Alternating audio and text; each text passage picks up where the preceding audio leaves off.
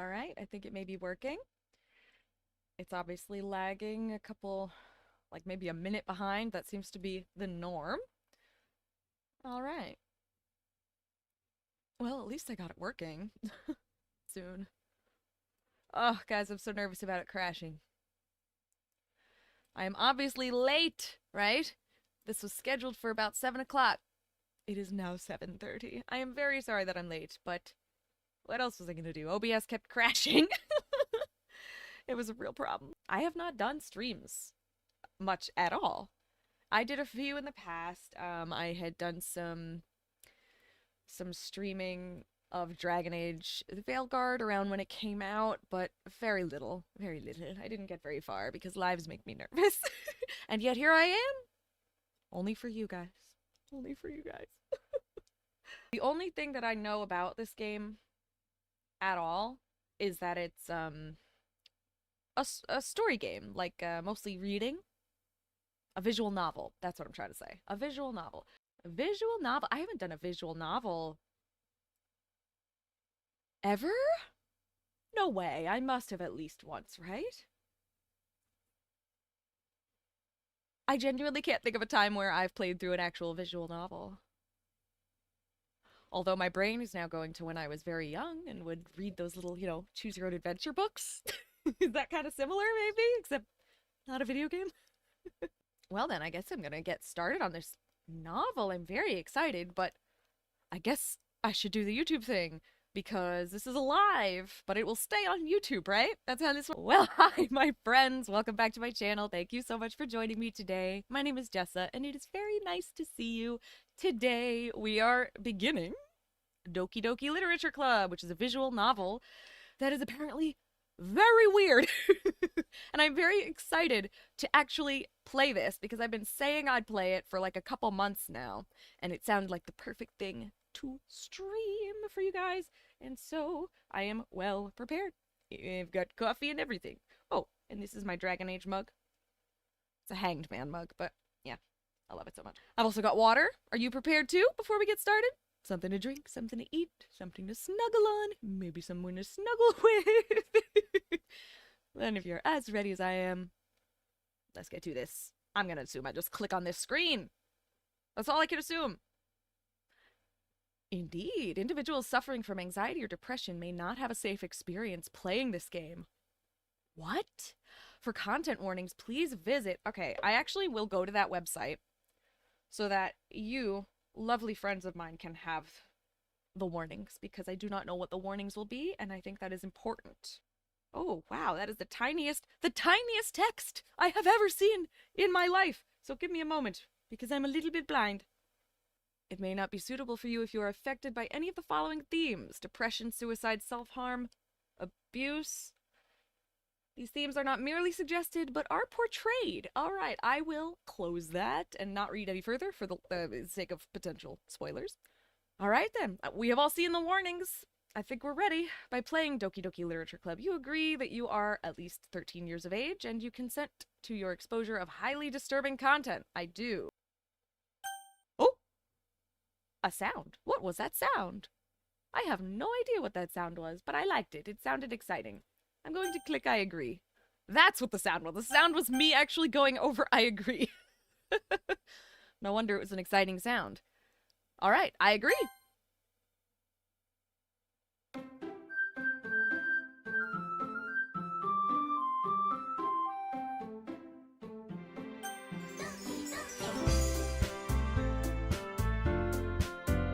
Oh boy. Whoops.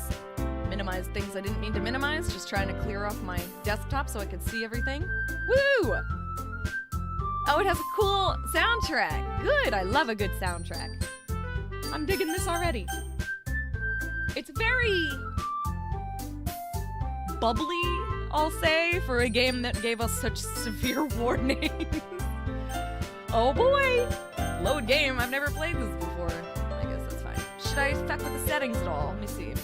Window is fine because I need to see the chat and I don't have, two monitors like so many professionals have. Maybe I could turn the music down? I don't know. Turn my own volume down, maybe. On my headphone. No, that makes it too quiet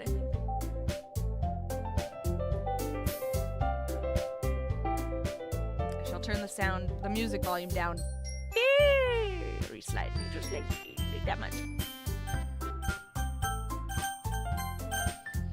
Okay, I think it's time.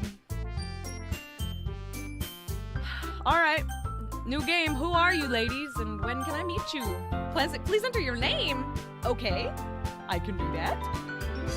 Am I going with Jessa? Or am I oh! Thank you for letting me know the music covers my voice. So how do I go back? I don't know. Can I change the volume once I've started? Because unfortunately I already hit the button. No, I don't know how to go back. Ah.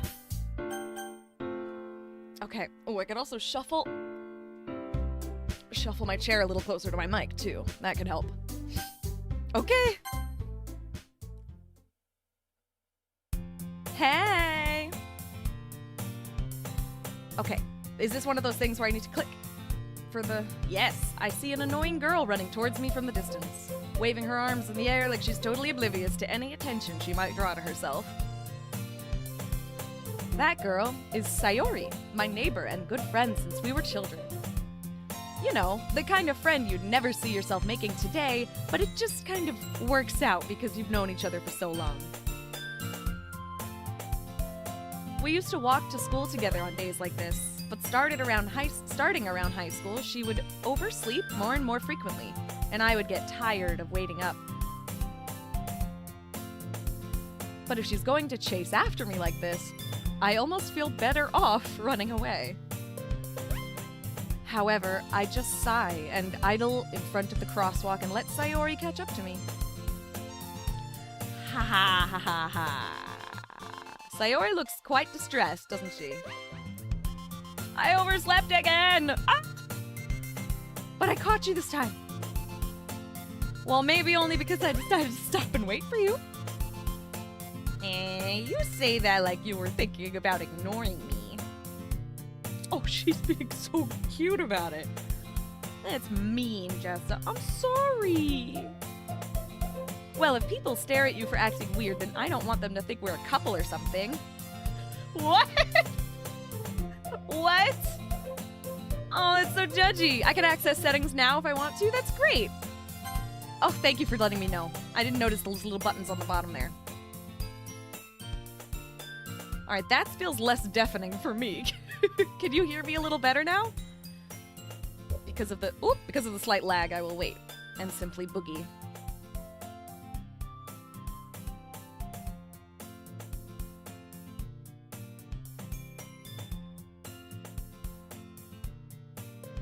Which does mean that at some point you're gonna have a long period of dancing.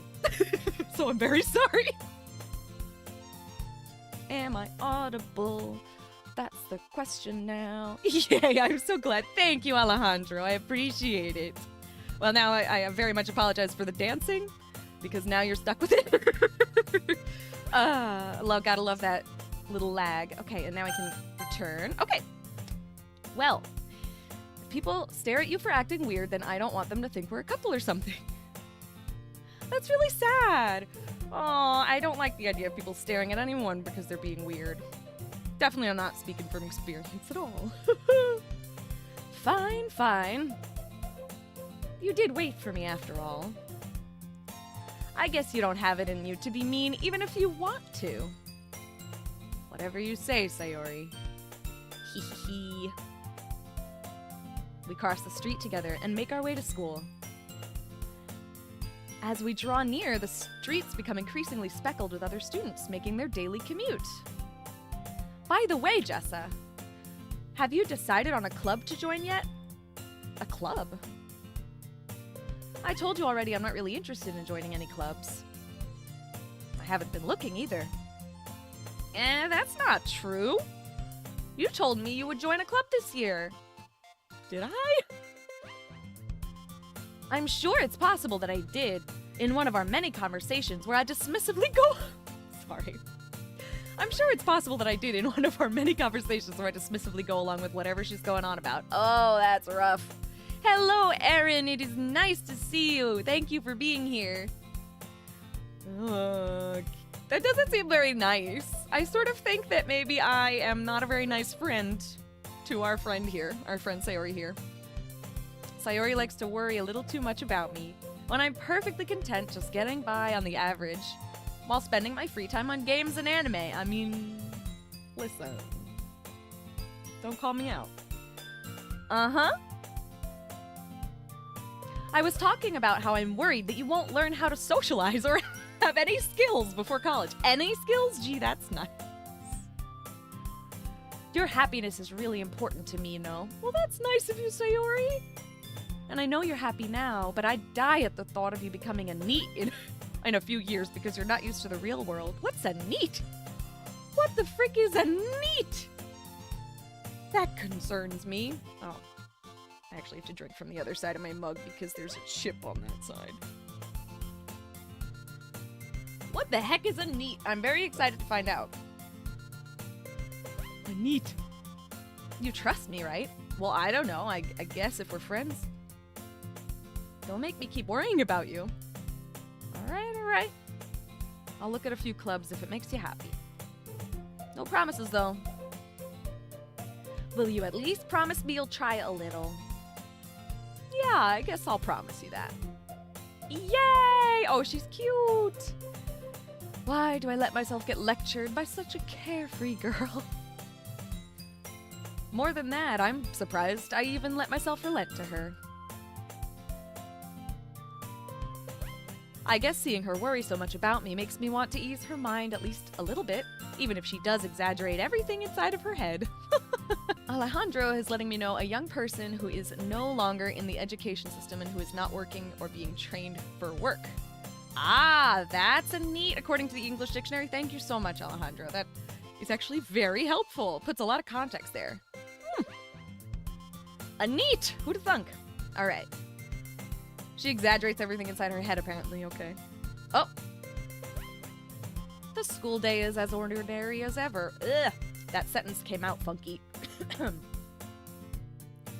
The school day is as ordinary as ever, and it's over before I know it. Hi, Maddie. It's so nice to see you. Thank you for joining us today. We are playing Doki Doki Literature Club, and we've really just began. We've got one friend, Sayori. Very excited. After I pack up my things, I stare blankly at the wall looking for an ounce of motivation. Very real. Clubs. Sayori wants me to check out some clubs. I guess I have no choice but to start with the anime club. Hell yeah! Hello, Sayori? Sayori must have come into the classroom while I was spacing out. I look around and realize that I'm the only one left in the classroom. I thought I'd catch you coming out of the classroom, but I saw you just sitting here and spacing out, so I came in.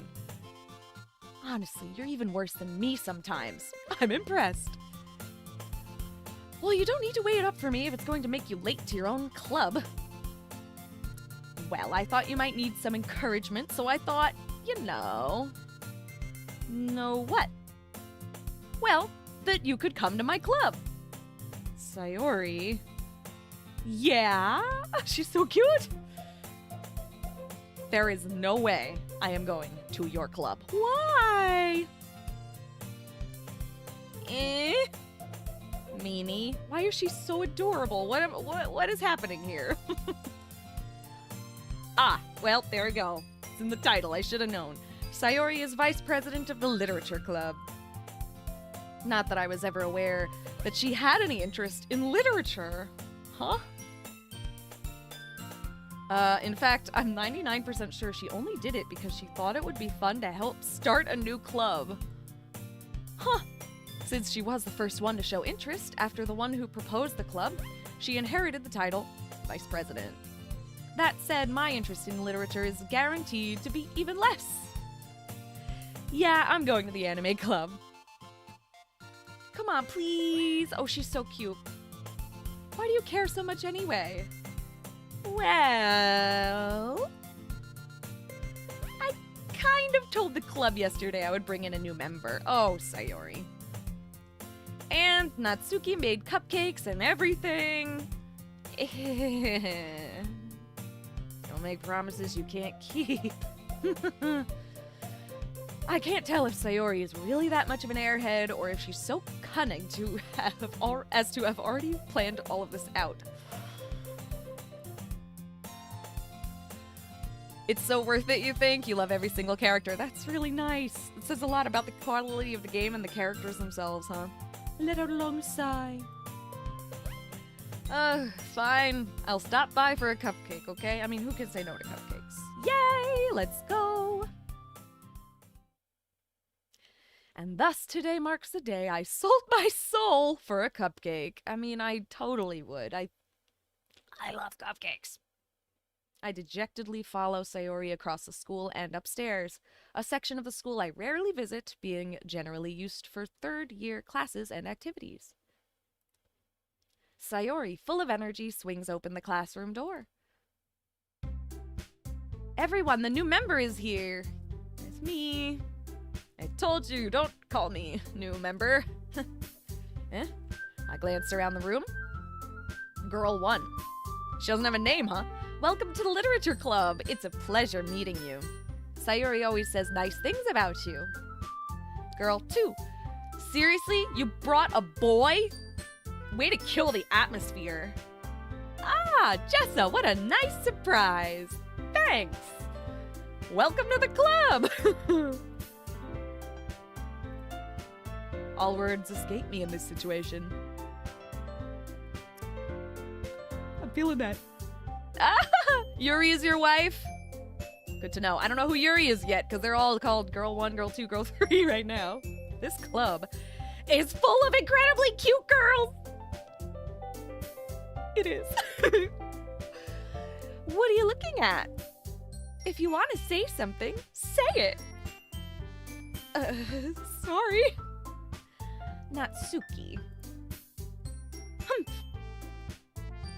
The girl with the sour attitude, whose name is apparently Natsuki, is one I don't recognize. This is the pink-haired one. She's very little and cute. I like her little piggy tail. Is that a single ponytail, or has she got pigtails on both sides? So cute. Her small figure makes me think she's probably a first year. She's also the one who made cupcakes, according to Sayori. You could just ignore her when she gets moody. Sayori says that quietly into my ear. Oh, then turns back towards the other girls. Anyway, this is Natsuki, always full of energy. And this is Yuri, the smartest in the club. Yuri, aha, this is your wife, apparently. Don't say things like that.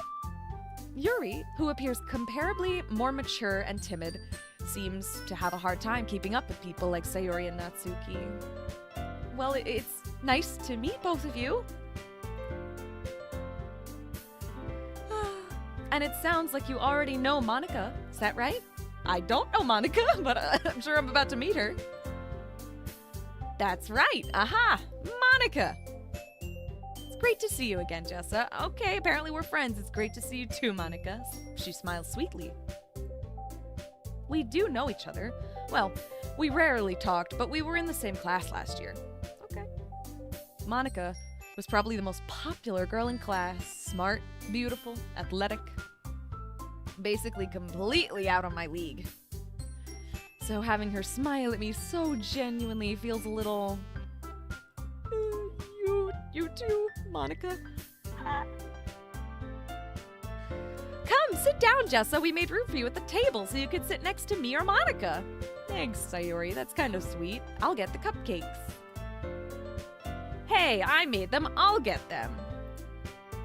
Sorry, I got a little too excited. Then how about I make some tea as well? The girls have a few desks arranged to form a table. As Sayori mentioned, it's been widened so that there is one space next to Monica and one space next to Sayori. Natsuki and Yuri walk over to the corner of the room where Natsuki grabs a wrapped tray and Yuri opens the closet. Still feeling awkward, I take a seat next to Sayori. I'm gonna shuffle my chair slightly. Ugh. I'm never comfortable. Oh my goodness. I'm always having to shuffle where I'm at and how I'm sitting. Ugh. Alright, I took a seat next to Sayori. Still feeling awkward. Natsuki proudly marches back to the table, tray in hand. Okay, are you ready? Ta-da! Whoa! Natsuki lifts the foil off the tray to reveal a dozen white fluffy cupcakes decorated to look like little cats! If somebody made me little cat cupcakes, I would propose to them on the spot. I'm kidding. Only kind of. The whiskers are drawn with icing, and little pieces of chocolate were used to make ears. So cute! So cute! I had no idea you were so good at baking, Natsuki. Ah, well, you know. Ah, I did not know that it has a cafe. This place has a cafe? I mean, this game has a cafe? Or am I misunderstanding that? That sounds fabulous. Just hurry and take one. Oh, I will. Oh, I will. Sayori grabs one first, then Monica, and I follow. It's delicious.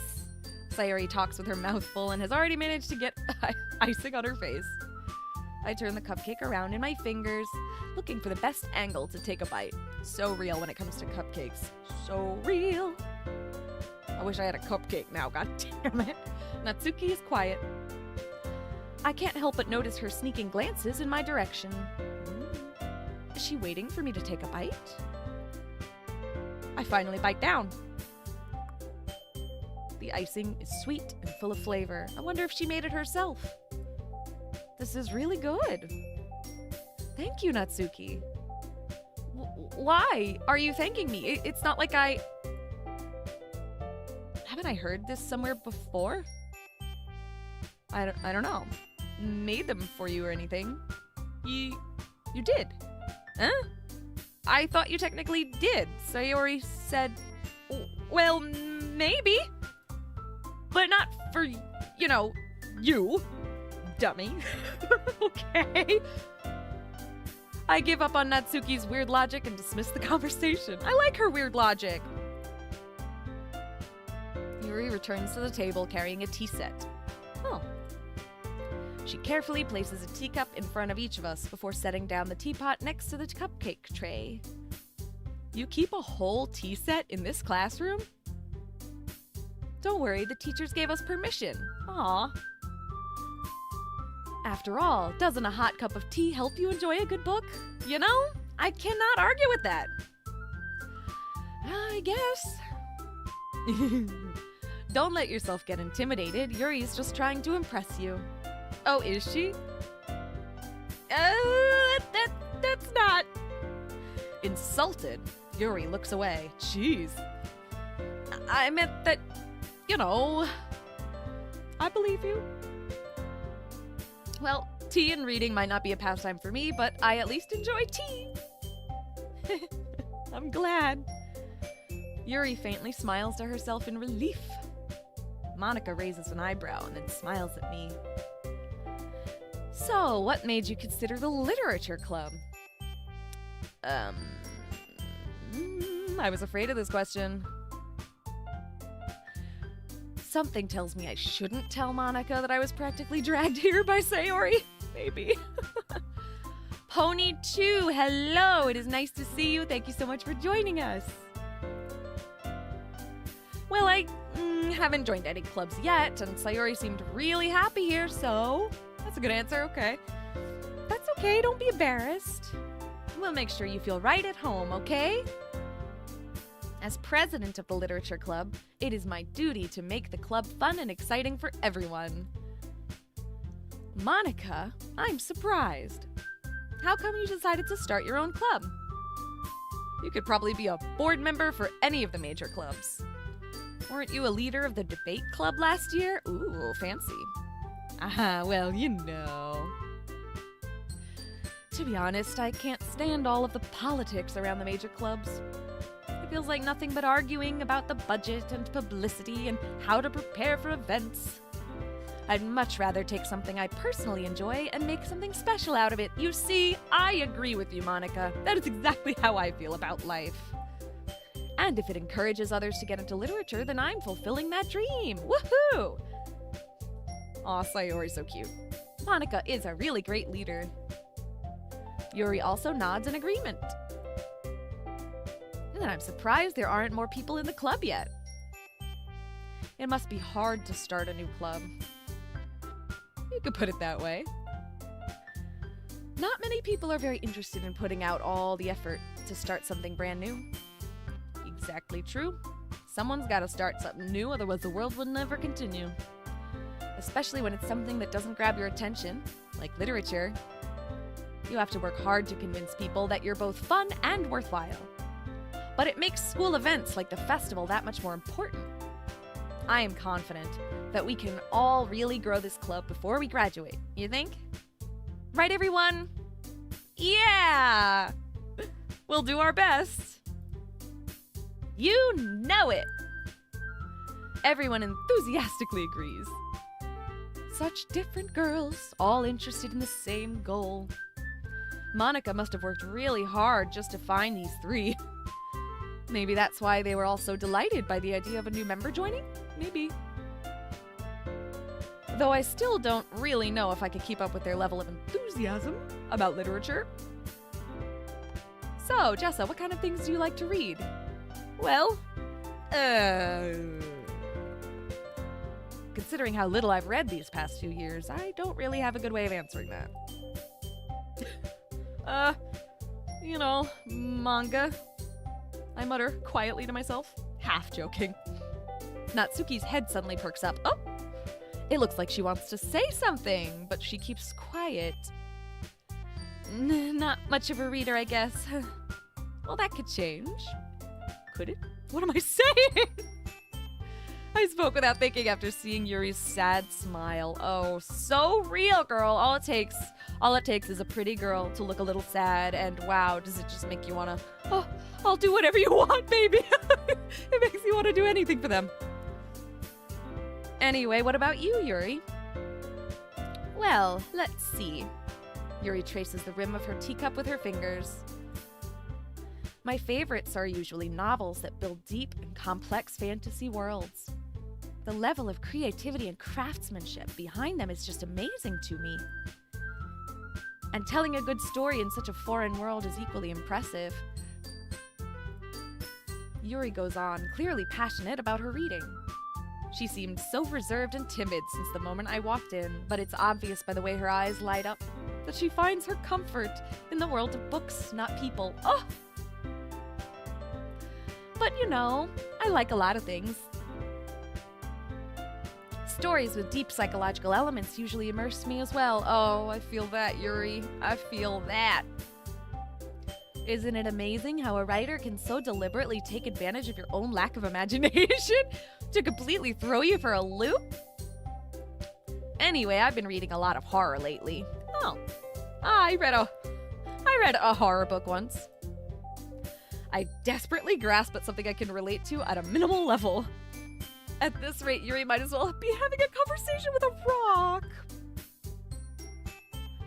Really? I wouldn't have expected that, Yuri, says Monica. For someone as gentle as you. I guess you could say that. But if a story makes me think or takes me to another world, then I really can't put it down. Surreal horror is often very successful at changing the way you look at the world, if only for brief moments. That is so real. Ugh, I hate horror. I was very against horror, not like against horror, the genre, but very against playing horror games for a very long time, and even watching horror movies, because I'm just so easily startled, and I can't handle it. I'm much better now, though, and in my 30s I've been playing some horror games on this channel, so you can always check that out if you are into horror games. Oh, why's that? Well, Natsuki's eyes dart over to me for a split second. Never mind. Huh. That's right. You usually like to write about cute things, don't you, Natsuki? What? What gives you that idea? You left a scrap piece of paper behind last club meeting. It looked like you were working on a poem called... Don't say it out loud! And give it back. Fine. Your cupcakes, your poems, everything you do is just as cute as you are. Sayori sidles up behind Natsuki and puts her hands on her shoulders. I'm not cute. Oh my god, she is cute though. Oh. Natsuki, you write your own poems? Well, I guess sometimes. Why do you care? Well, I think that's impressive. Why don't you share them sometime? No. Natsuki averts her eyes. You wouldn't like them. Not a very confident writer yet. I understand how Natsuki feels, says Yuri. Sharing that level of writing takes more than just confidence. The truest form of writing is writing to oneself. Great art is both window and mirror, as a great man once said. If you know, you know. You must be willing to open up to your readers, exposing your vulnerabilities and showing even the deepest reaches of your heart. Aww, she's so poetic. Do you have writing experience too, Yuri? Maybe if you share some of your work, you could set an example and help Natsuki feel comfortable enough to share hers. Woo! Just this amount of reading is making my throat all crispy. Weird word choice, but crispy, exactly. Coffee probably not gonna help. That's what water is for. Everybody drink your water. I'm sure some of you have forgotten today. Okay. Set an example. Absolutely. See, this is the thing about art. I think it's really important for people who don't feel that they're good at something to share it anyway. I think it's really important for the world. And not just for the world, but for the individual. It's so vital for growth to just kind of do things anyway. You know?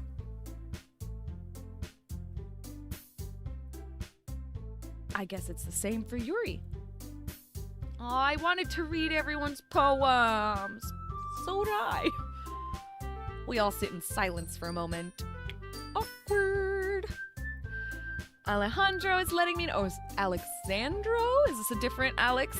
Yes, I think it is. It's a different person with an Alex in the beginning of the name. Alexandro. Very nice. It's nice to meet you. It says it's about 7 hours of reading. I doubt I'm playing the whole game tonight. Very much doubt it, but I will keep drinking water throughout the evening. We all sit in silence for a moment. Okay. I have an idea, everyone. Eh? Natsuki and Yuri look quizzically at Monika. Let's all go home and write a poem of our own. Then, next time we meet, we'll all share them with each other. Aww. That way everyone is even. That's kind of nice. Yeah, let's do it. I kind of love Sayori. Plus, now that we have a new member, I think it'll help us get a little more comfortable with each other and strengthen the bond of the club. I mean, hey, listen, there's no better way of getting to know someone than seeing their art. Isn't that right, Jessa? Monika smiles warmly at me once again.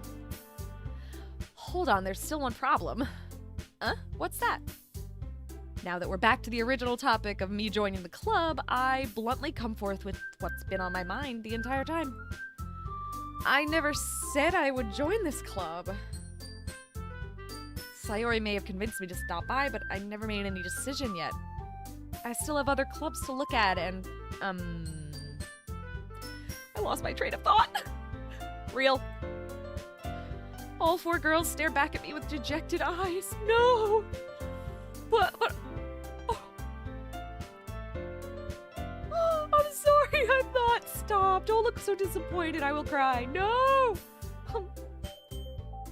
Jessa, oh no. You all... I am defenseless against these girls. How am I supposed to make a clear-headed decision when it's like this? That is, if writing poems is the price I need to pay in order to spend every day with these beautiful girls. Right. Okay. I've decided then. I'll join the literature club. One by one, the girl's eyes light up. Yes, I'm so happy! Sayori wraps her arms around me, jumping up and down. Hey! You really did scare me for a moment. If you really just came for the cupcakes, I would be super pissed. Certainly wasn't the reason. Certainly. And that makes it official. Welcome to the Literature Club. Yay! Thanks, I guess. Okay, everyone. I think with that, we can officially end today's meeting on a good note. Everyone remember tonight's assignment. Write a poem to bring to the next meeting so we can all share. Monica looks over at me once more. Oh, Jessa, I look forward to seeing how you express yourself. Yeah, that'll be good. Can I really impress the class star Monica with my mediocre writing skills? I already feel the anxiety welling up inside me. Meanwhile, the girls continue to chit-chat as Yuri and Natsuki clean up their food. Hey, Jessa, since we're already here, do you want to walk home together? That's right. Sayori and I never walk home together anymore because she's always stayed late after school for clubs.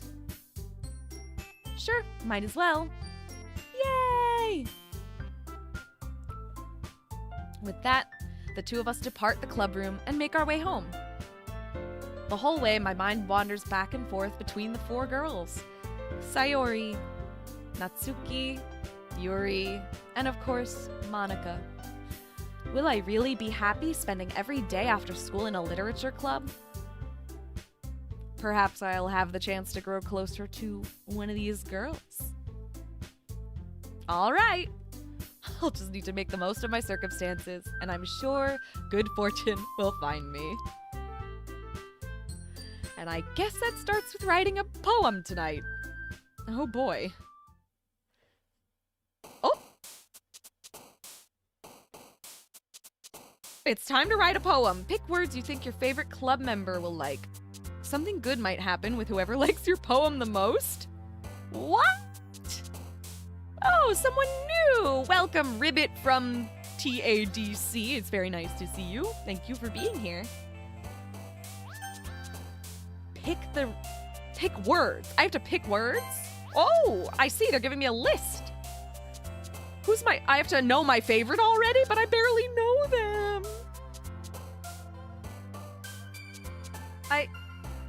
Wait. So what? Oh God. I really just have to pick one? A clever way to choose your route in the game.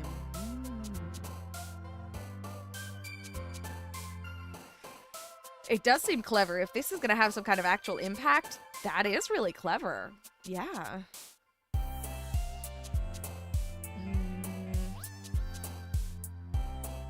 I'm anxious now about this decision, even though I'm sure it's not that crazy. Who am I kidding? It's probably crazier than I'm expecting. Should I be worried? Should I be worried I'm picking the wrong word or a bad word or something? And should I actually be thinking about the girls? Who's my favorite? I don't know. So far, maybe I think I like all of them. Gee, that's helpful, isn't it?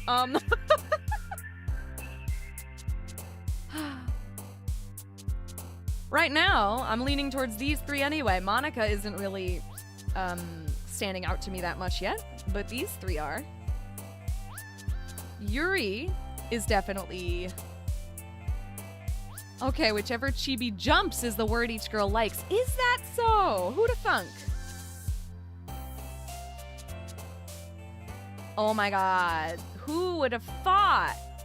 Okay, so the ones that don't jump, I'm gonna maybe assume that that's Monica because she's not shown.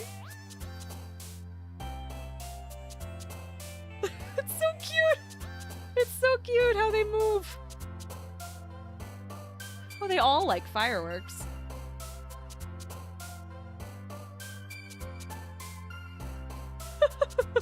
This is wild. Who'd have thunk? Oh, no, it's different each time. It's different each time.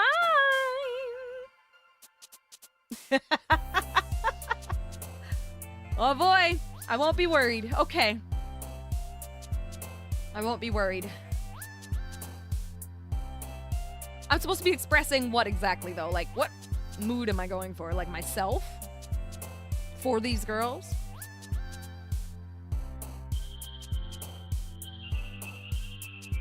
Oh, when you choose the word, they will jump. I enjoy this little music. It's making me boogie.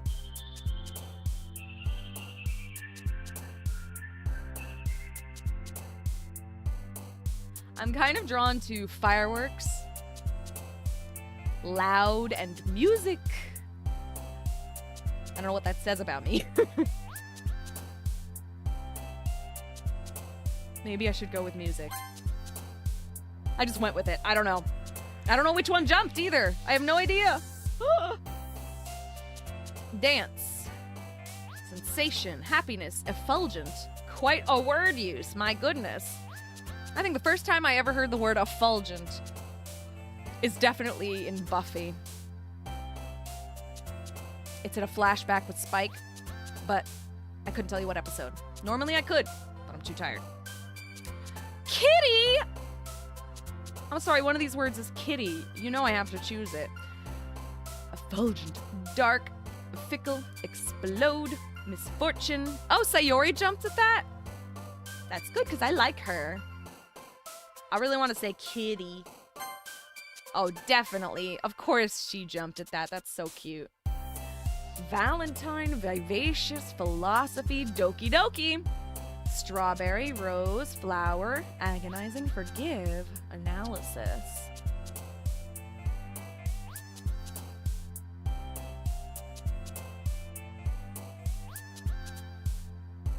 Agonizing over what word to choose?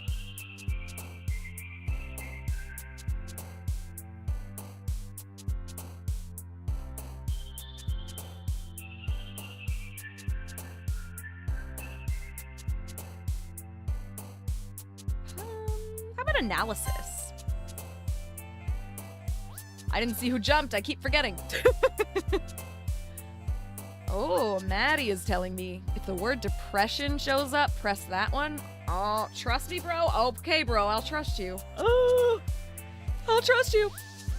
Okay, hopeless, whirlwind, color, atone, blanket, wrath, romance, unrequited. Ooh, unrequited? Been a while since I've said that word. It's unrequited love, right? Desire, disaster.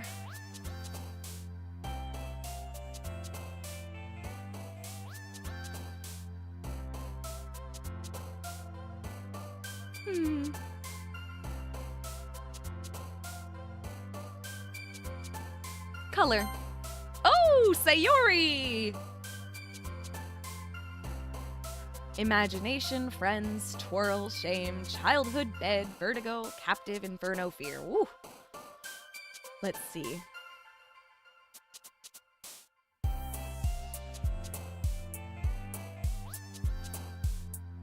I cannot stop bouncing my head. This music is fun. If you're unsure about what to do, or if you want to go back from time to time to change your options, remember to save. Thank you for the advice. I will try not to, do the reloaded thing in this game. I'll try.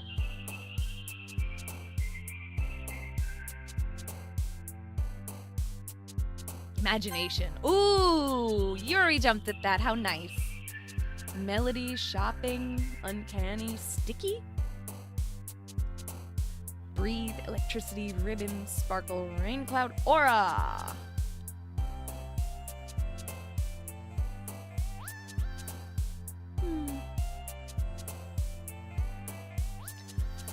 I feel like it's very funny that I'm torn between sparkle and rain cloud. Sparkle or rain cloud? I love a sparkle.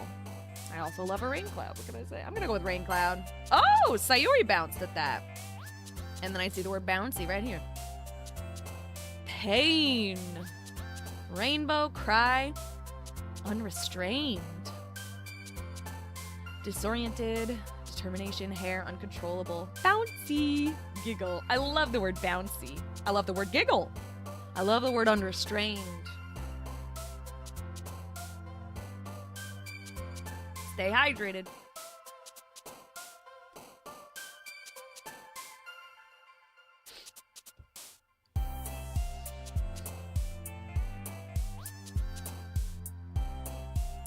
Ooh, pain, though. That's also a good word here. I'm gonna go with unrestrained. Ooh, Yuri jumped. Sugar, nightgown, laugh, scars, pout, swimsuit, broken, promise, lust, cute. Huh.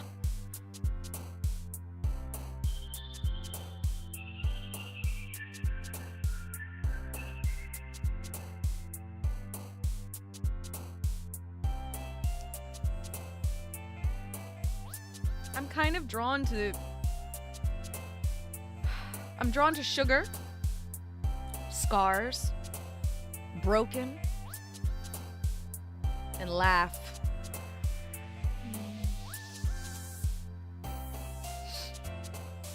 Ugh.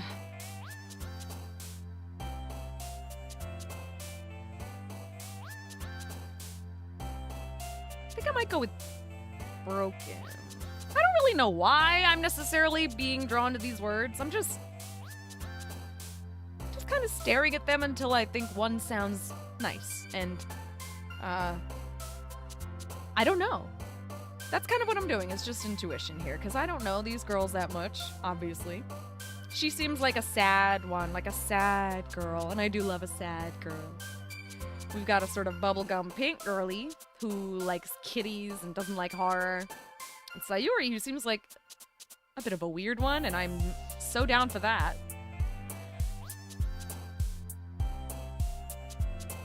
I think I might go with broken. Oh, Sayuri, okay. Embrace, empty, excitement, vitality. God, they are picking good words. Silly, flying, waterfall, dazzled, party, nature.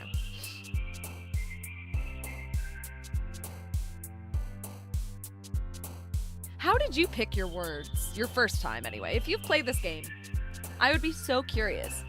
If you're here live, leave it in the chat. If you're not, leave it in a comment, because I would be so curious, because this is such a cool thing.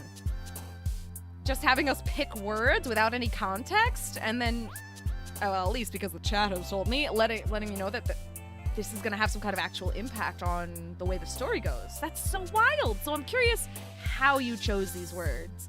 Did you think specifically about the girls? Did you think specifically about you? Both? Your feelings in the moment? Words you just like the way they sound or look or are spelled? Let me know. So curious. I think I'll go with embrace. Oh, Sayuri again. Ah, depression has come up. I'm gonna trust you, bro. Maddie said, trust me, bro. I have to hit depression if it shows up. Depression is here. Let me look at the other words, though, just for the sake of it, I guess. Judgment, milk, prayer, bubbles, fluffy, grief, pure, peaceful, and anxiety. Good words. We're going with depression. Oh, Sayuri! Journey, beauty, cage, massacre. Ooh, heartbeat, shiny, calm. Yeah, he just stared until one stood out. Dolphinius? I almost called you Dolphinus. Which is also cool, but Dolphinius is cooler. Whisper, special, lazy, shiny. I love these. I'm gonna go with... That was a weird sound I made, but I'm gonna go with heartbeat. Okay. That was, Oh no, I forgot her name. She's so cute, though. Why have I forgotten her name? The little pink one. Oh, Nat, right? Natsuki. There we go. Anger. Cheeks. Kawaii. Memories. Pleasure. Jumpy. Entropy. Oh, I love the word entropy. Charm. Tragedy. Meager. Huh.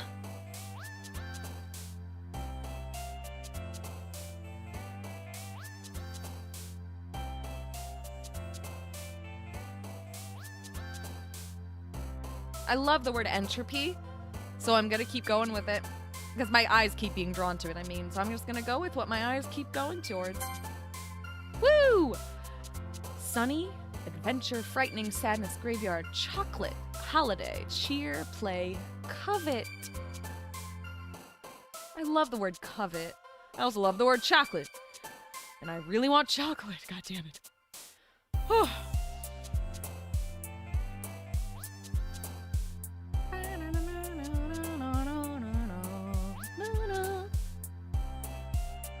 You were just picking words you thought Yuri would like. Aw, I can't blame you. She's adorable. She's got that smart, sad girl vibe, which is just so delightful, isn't it? Ugh.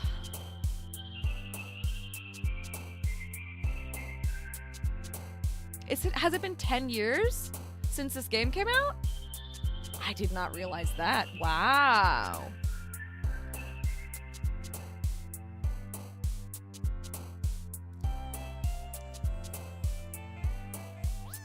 I'm gonna go with Covet.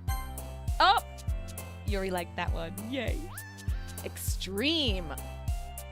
What a good word, extreme, huh? Mouse, treasure, marshmallow.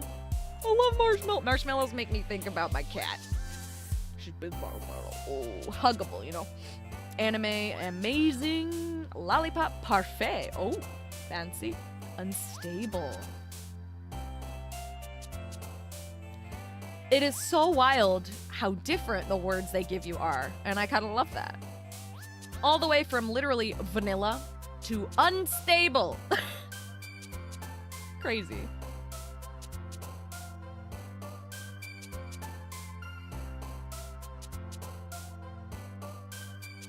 For some reason, you want to know what I'm actually being drawn to on this page, which I'm very surprised by? Mouse. I don't know why. Mouse and extreme are both, which is hilarious because they kind of feel like opposites. They're both standing out to me right now. Also unstable, god damn it.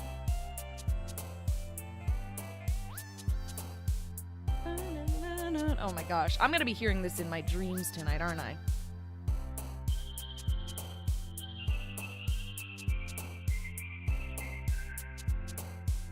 I'm gonna go with mouse, whatever. Oh, she's so cute, she bounced. Incapable, ambient, despise, tenacious, hope, destiny, playground, daydream, death, passion. How dare you give me so many good words in one go, and I can't choose all of them. Death, passion, daydream, incapable, ambient. Jesus, I love these words. Tenacious, hope, destiny, playground. Jesus, they're all good.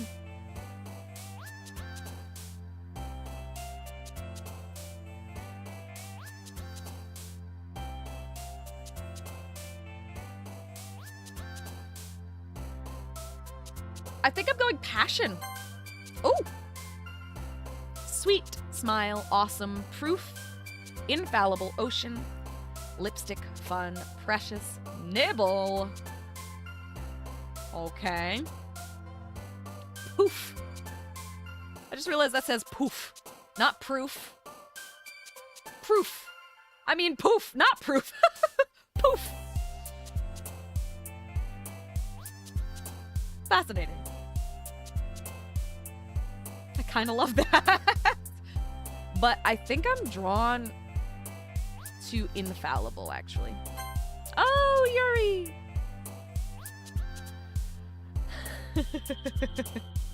Together, disown. Oh. Again, where sometimes the words just feel like opposites right next to each other, even though they're not exact opposites, but I think you know what I mean. Hop, jump, joy, clouds, fireflies, variance. What a good word. Wonderful, hurt. Oh. I'm drawn to together and variance.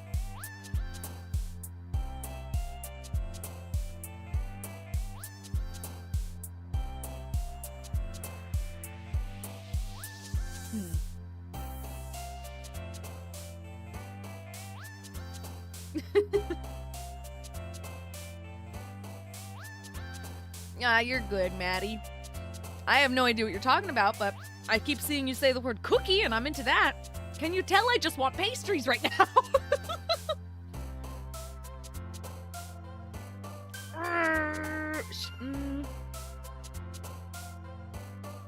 There's that extra layer of stress knowing that this actually has an impact, but not knowing how or why.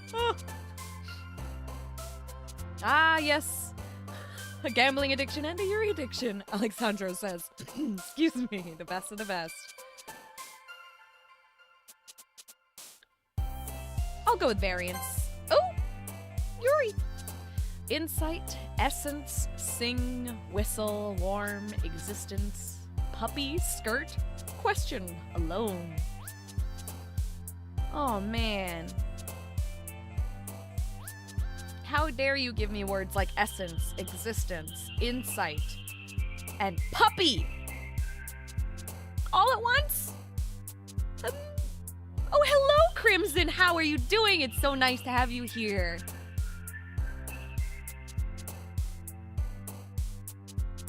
Yeah, we did just start. You have barely missed anything. We met the girls. Yuri, who seems to be the smart, sad one. Cute, sad girl. And then we've got Natsuki, the pink-haired one. She's very cute. She likes kitties and cupcakes and doesn't like horror.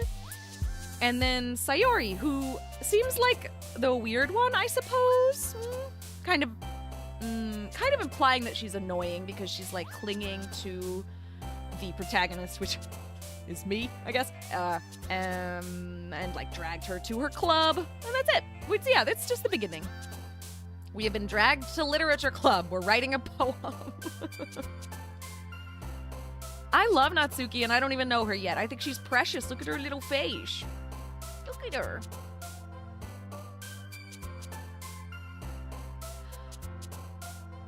Like, don't give me the word puppy and essence.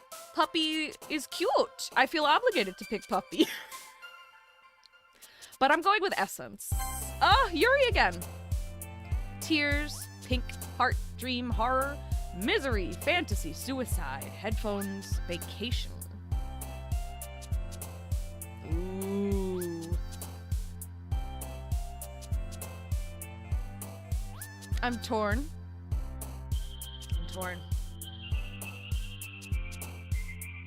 Tears is such a nice word.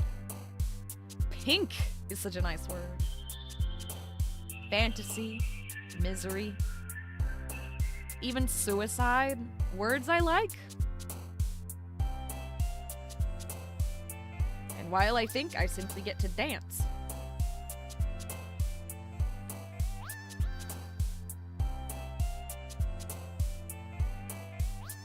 Yeah, get your popcorn. I wish I had popcorn.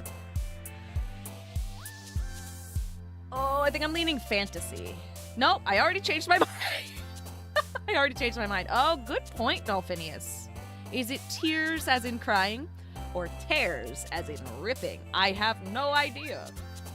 Don't you love when... oh, I forgot the name for that. When words spelled the same have two different meanings. Wild.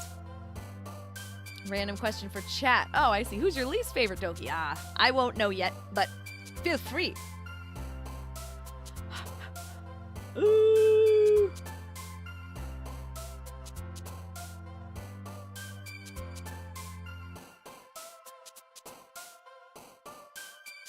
I think I'm gonna say fantasy. Yeah. 20 out of 20. Does that mean this is the last one? Hello, Tiresome Rhino. It is so nice to have you here. Thank you for joining us. Afterimage. Wow. Universe, Socks, Intellectual, Kiss, Love, Climax, Bunny Games, Fester.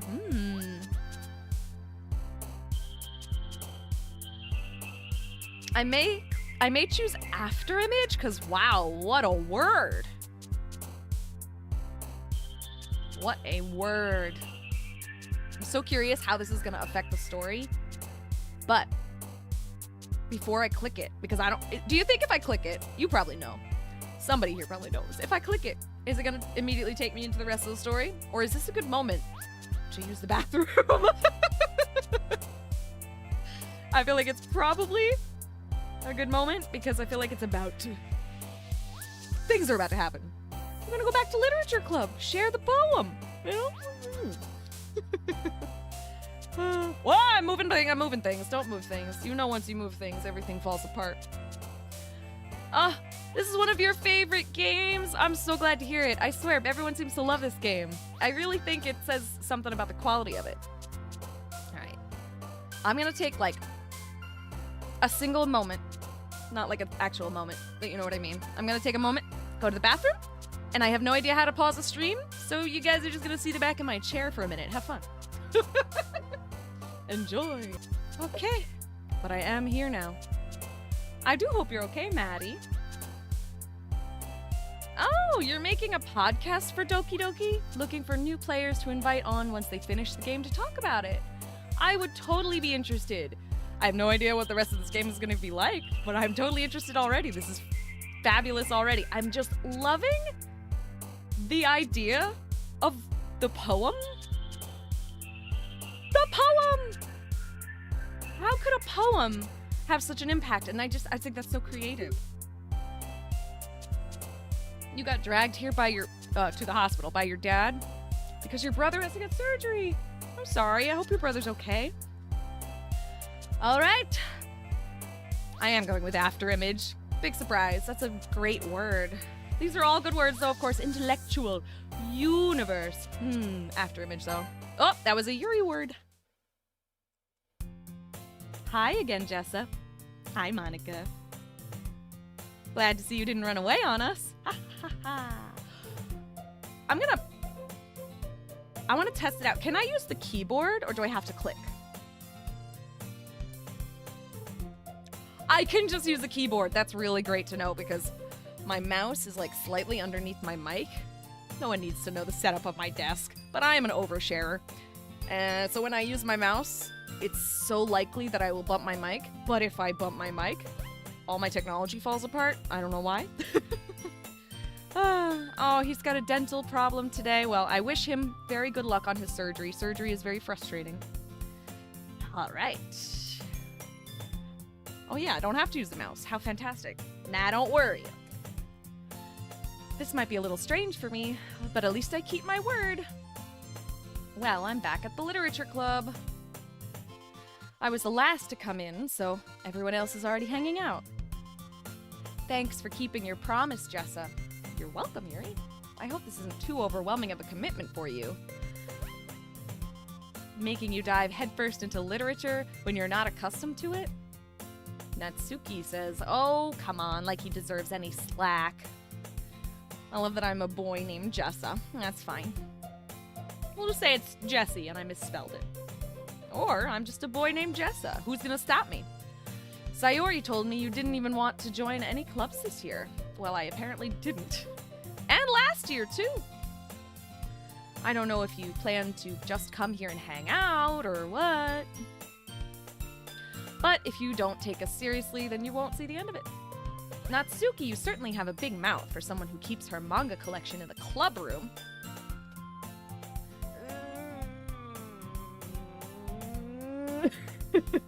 Natsuki finds herself stuck between saying Monica and manga. That's funny. Oh, Crimson, you've been waiting for this stream since November. I am so sorry for that. I've had so many things going on and technical difficulties on the days when I wanted to. It's always technical difficulties. Manga is literature. You know what? I agree, Natsuki. I agree with you. Swiftly defeated, Natsuki plops back into her seat. Don't worry, guys. I love her. She's so cute. Jess always gives his best as long as he's having fun. He always helps me with, I don't know why I added in always, but yeah, I always help. He always helps me with busy work without me even asking. Like cooking, cleaning my room. Oh, how dependable. Sayori, that's because your room is so messy, it's distracting. And you almost set your house on fire once. What? Don't do that! Is that so? You two are really good friends, aren't you? I might be a little jealous. Oh, don't be jealous, Yuri. You're so cute. How come? You and Jessa can be good friends too. Yeah, absolutely. She got a little crush on me because I'm so okay with that. Sayori? Things have gotten awkward. As usual, Sayori seems oblivious to the weird situation she just put me into. Oh, Yuri even brought you something today, you know. Wait, Sayori. Me? Not really. Don't be shy. It's really nothing. What is it? Never mind. Sayori made it sound like a big deal when it's really not. What do I do? Oh, Yuri, I don't know. Give me the thing, whatever it is. Oh, I'm sorry, Yuri. I wasn't thinking. I guess it's up to me to rescue the situation. Hey, don't worry about it. First of all, I wasn't expecting anything in the first place. So any nice gesture from you is a pleasant surprise. It'll make me happy no matter what. Is that so? Oh, what a little blush. Yeah, I won't make it a big deal if you don't want to be. Don't want it to be. All right. Well, here. Yuri reaches into her bag and pulls out a book. I didn't want you to feel left out, so I picked out a book that I thought you might enjoy. It's a short read, so it should keep your attention even if you don't usually read. And we could, you know, discuss it if you wanted. This is... How is this girl accidentally being so cute? Oh. She even picked out a book she thinks I'll like, despite me not reading much. Oh. Yuri, thank you. I'll definitely read this. I enthusiastically take the book. Phew. Well, you could read it at your own pace. I look forward to hearing what you think. Now that everyone's settled in, I expect Monica to kick off some scheduled activities for the club. Oh, Zippy Giggle Fanny, what a great name. I did not realize you were here. Thank you so much for joining us. It's nice to see you. But that doesn't seem to be the case here. Sayori and Monica are having a cheery conversation in the corner. Yuri's face is already buried in a book. I can't help but notice her intense expression, like she was waiting for this chance. Meanwhile, Natsuki is rummaging around in the closet. I'm really curious to talk to Yuri a little bit more. At the same time, I would feel really bad for distracting her from reading. I catch a glimpse of the cover of her book. It looks like the same book that she lent to me. More than that, she seems to be on the first few pages. Ah. Crap. I think she noticed me looking at her. She sneaks another glance at me, and our eyes meet for a split second. But that only makes her hide her face deeper in her book. She's cute. Sorry. I was just spacing out, not staring at you, I promise. I mutter this, sensing I made her uncomfortable. Oh. It's fine. If I was focused, then I probably wouldn't have noticed in the first place. But I'm just rereading a bit of this, so... That's the book you gave me, right? Mm-hmm. I wanted to reread some of it. Not for any particular reason. Just curious, how come you have 2 copies of the same book? Well, when I stopped at the bookstore yesterday... that's not what I meant! I mean, I just happened to buy 2 of them. Uh-huh. I see. There's something fairly obvious here that Yuri isn't telling me, but I decide to let it go. I'll definitely start reading it soon. I'm glad to hear. Once it starts to pick up, you might have a hard time putting it down. It's a very engaging and relatable story. Is that so? What's it about, anyway? Well... Yuri closes the book and scans her eyes over the back. The book is titled Portrait of Markov. There's an ominous-looking eye symbol on the front cover. Alright. I just wanted to make sure I didn't accidentally give anything away. She's being weird. Has she not read it or something? Or... Basically, it's about this girl in high school who moves in with her long-lost younger sister. Don't talk to me about long-lost younger sisters. I have a long-lost younger sister. No joke. Isn't that crazy?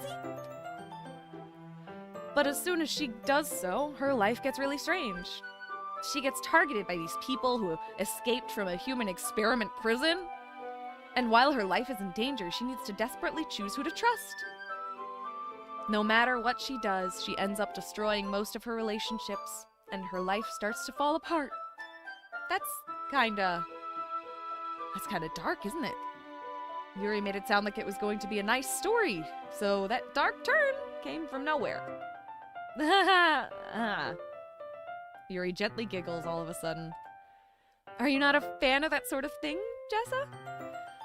No, it's not that. I mean, I could definitely enjoy those kind of stories, so don't worry. I hope so. Yeah, I totally forgot that Yuri is into those things. She's so shy and reclusive on the outside, but her mind seems to be completely different. Very real, girl, very real.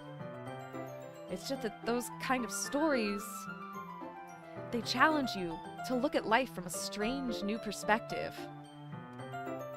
When horrible things happen, not just because someone wants to be evil, but because they have their own goals or their own philosophy that they believe in, then suddenly, when you thought you related to the protagonist, they're made out to be the naive one for letting their one-sided morals interfere with the villain's plans. I'm rambling again, aren't I? Not again. I'm sorry. Hey, don't apologize. I haven't lost interest or anything. Well, I guess it's all right then. But I feel like I should let you know that I have this problem. When I let things like books and writing fill my thoughts, I kind of forget to pay attention to other people. Girl!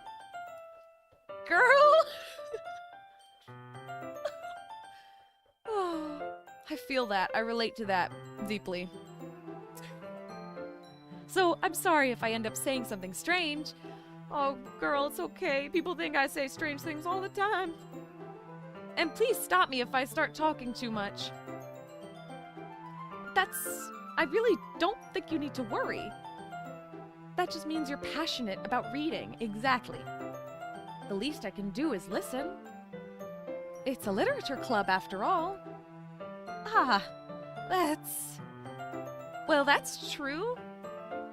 In fact, I might as well get started reading it, right? You don't have to. What are you saying? Just a moment ago, you said you were looking forward to it. Let me just get the book.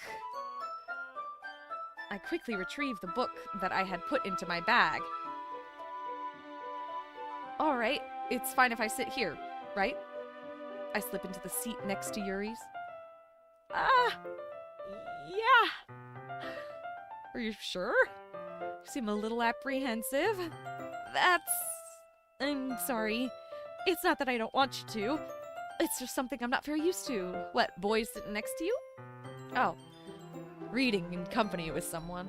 Oh, I see. Well, just tell me if I end up distracting you or anything. All right. I open the book and start the prologue. I soon understand what Yuri means about reading in company. It's as if I can feel her presence over my shoulder as I read.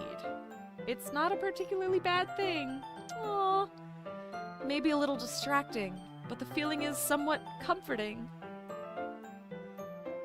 Yuri is in the corner of my eye.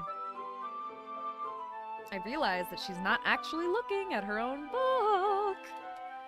I glance over. Looks like she's reading from my book instead. Oh, sorry.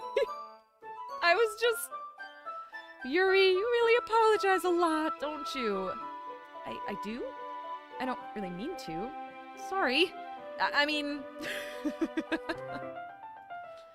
Here, this should work, right? I slide my desk until it's up against Yuri's, and then hold my book more between the two of them. Ah, I suppose so. Yuri timidly closes her own copy. Once we each lean in a little bit, our shoulders are almost touching. Ooh, scandalous. It feels like my left arm is in the way, so instead I use my right hand to hold the book open. I guess that makes it kind of difficult to turn the page. Here. Oh, she turned the page for us? Yuri takes her left arm and holds the left side of the book between her thumb and forefinger. Ah. I do the same with my right arm on the right side of the book. That way, I turn a page and Yuri slides it under her thumb after it flips to her side. That is so cute. But in holding it like this, we're huddled even closer together than before. It's actually kind of distracting me. Yes, let's make sure we keep everything spoiler-free as much as possible, please. Thank you. I have never played this game before, and I'm not sure if other people in the chat haven't either, but okay, I'm glad there's no spoilers. I just saw the word spoilers in the chat out of the corner of my eye, and I was like, oh no, we all know already to not do spoilers. I know you guys already know that. Just had to, re-say it, of course. It's as if I can feel the warmth of Yuri's face, and she's in the corner of my vision. Are you ready? Huh? Ready for what? To turn the page. Oh. Okay. Sorry. I think I got a bit distracted for a second. I glance over at Yuri's face again, and our eyes meet. Oh. I don't know how I'll be able to keep up with her. That's okay. You're not as used to reading, right? I don't mind being patient if it takes you a little bit longer. It's probably the least I can do, since you've been so patient with me. Yeah. I don't see how I've been that patient with her. All I've done is be here. Thanks. She hasn't done anything, really, that, required patience. We continue reading. Yuri no longer asks me if I'm ready to turn the page. Instead, I just assume that she finishes the page before me, so I turn it by my own volition. I love that. We continue the first chapter in silence. Even so, turning each page almost feels like an intimate exchange. My thumb gently letting go of the page, letting it flutter over to her side as she catches it under her own thumb. Hey, Yuri.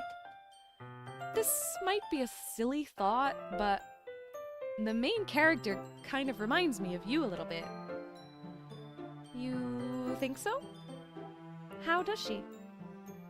Well, I guess she's more blunt in a lot of ways, but she also second-guesses all of the things that she says and does, like she's afraid she'll do something wrong. It's not like I could see into your head or anything, but they're kind of reminiscent of some of your mannerisms. I see. Yuri remains silent for a moment. But Jessa, that's probably a terrible thing to have in common with her. Why? Oh, that's so embarrassing that you think that. Oh, wait. I didn't mean it in a bad way or anything. Sorry, I really didn't know you were self-conscious about that sort of thing. I guess I more meant that it's kind of cute. Ah, oh, cute. What are you saying all of a sudden? Okay, everyone, Monica suddenly chimes in. I think it's about time we share today's poems with each other. Oh boy! We might not have enough time if we wait too long. Ah, what do you mean? Yuri exhales, spared from finishing her thought. Is that all right, Yuri? You look kind of down. I'm sorry if you haven't been looking forward to this.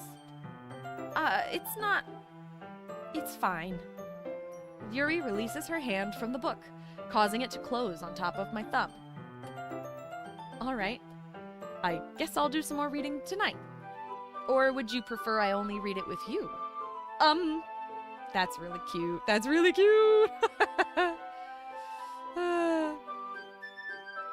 I'm looking over at the chat for a second. How you guys doing? Yeah, I get surprised easily. I'm an easily startled human. What can I say? I guess I don't have much of a preference either way. In that case, I'll read a little more tonight. It'll be more fun to read with you after it picks up a bit, you know? That's good reasoning. In that case, feel free to finish the first 2 chapters in your own time. All right. I stand up. I make a mental note of where I left off in the book, then slip it back into my bag. By the way, did you remember to write a poem last night? Yeah. My relaxation ends. I can't believe I agreed to do something so embarrassing. I couldn't really find much inspiration since I've never really done this before. Well, now that everyone's ready, why don't you find someone to share with? Sorry, my cat sneezed. Well, now that everyone's ready, why don't you find someone to share with? Yes. Oh, I can't wait! Sayuri and Monica enthusiastically pull out their poems. Sayuri's is on a wrinkled sheet of loose leaf torn from a spiral notebook. On the other hand, Monica wrote hers in a composition notebook. I can already see Monica's pristine handwriting from where I sit. Natsuki and Yuri reluctantly comply as well, reaching into their bags. I do the same myself. Oh boy, time for poems! Oh, who should I show my poem to first? Alexandro is letting me know. Your characters...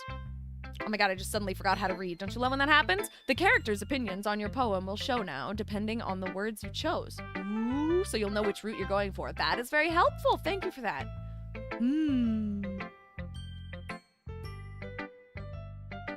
Well, to be honest, Yuri was getting real close. Real close, you know? She's the only one who I really feel like something flirty is going on, and yeah. So that's kind of who I'm thinking. I think I need the mouse for this. Who should I show my poem to first? I think I'm gonna go with Yuri. Yuri seems the most experienced, so I should start with her. I could trust her opinion to be fair.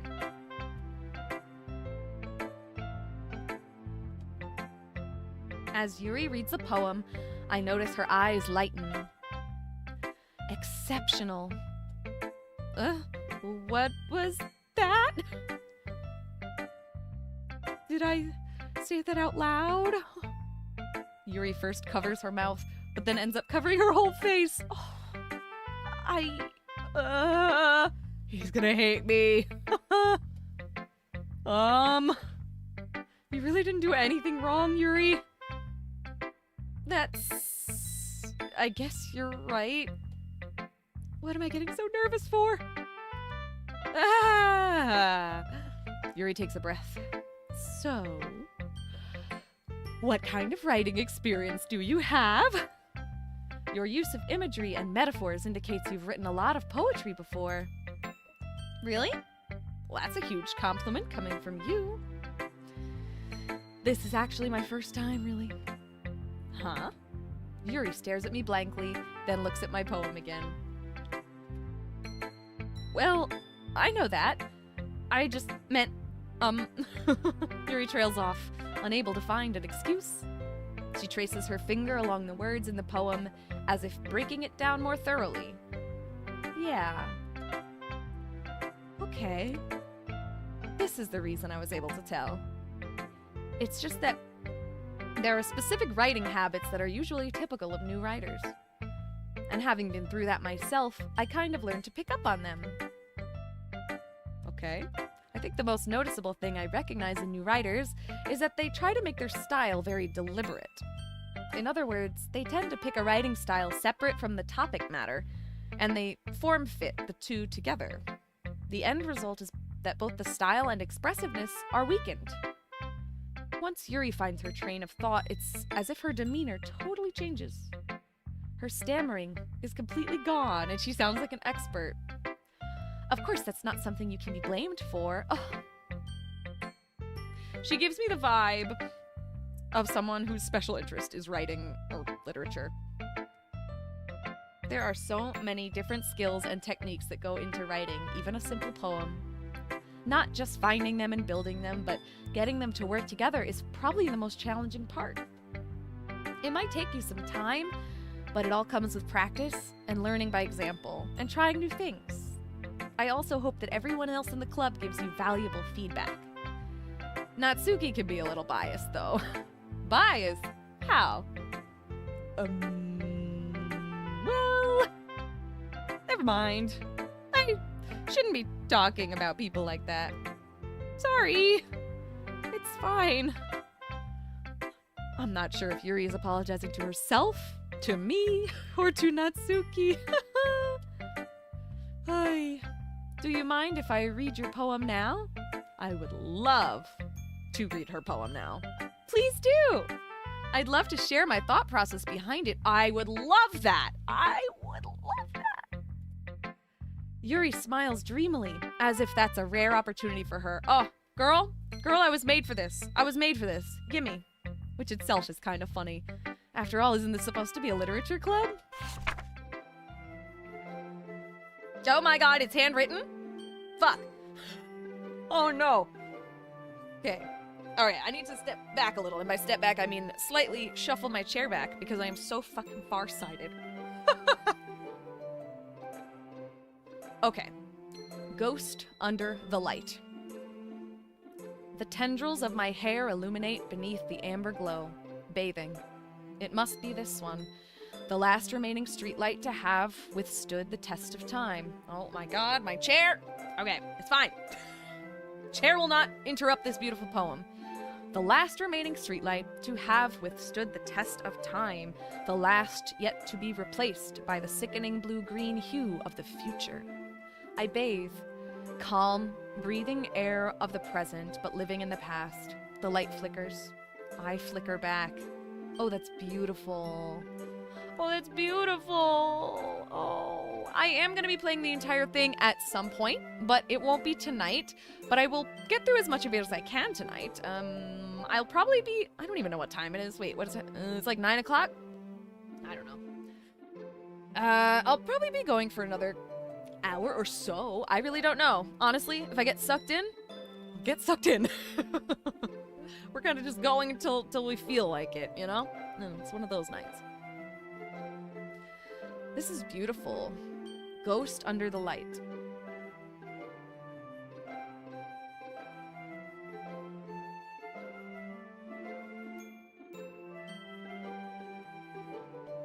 I love this. So she is the ghost. She is the ghost. What beautiful, beautiful lines. The tendrils of my hair illuminate beneath the amber glow. Gorgeous. Streetlight has withstood the test of time. It survived everything, and there's no more streetlights, apparently. That's the kind of image she's trying to paint. The sickening blue-green hue of the future. So this dying light, actually I don't know if the light is dying. Oh yes it does because of the flickering. But the dying light seems to be representing, I don't even know at this point. I'm sorry, I'm distracted by my cat who's attempting to jump on my lap, and she succeeded. I'm very proud of her. Do not let your little tail bump the mic, please. It will make problems for me. Okay. Wait. You gotta say hi to everybody. Say hello. Thank you. Okay.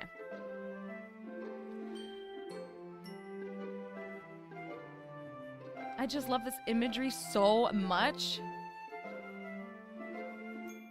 The light flickers, I flicker back. It's...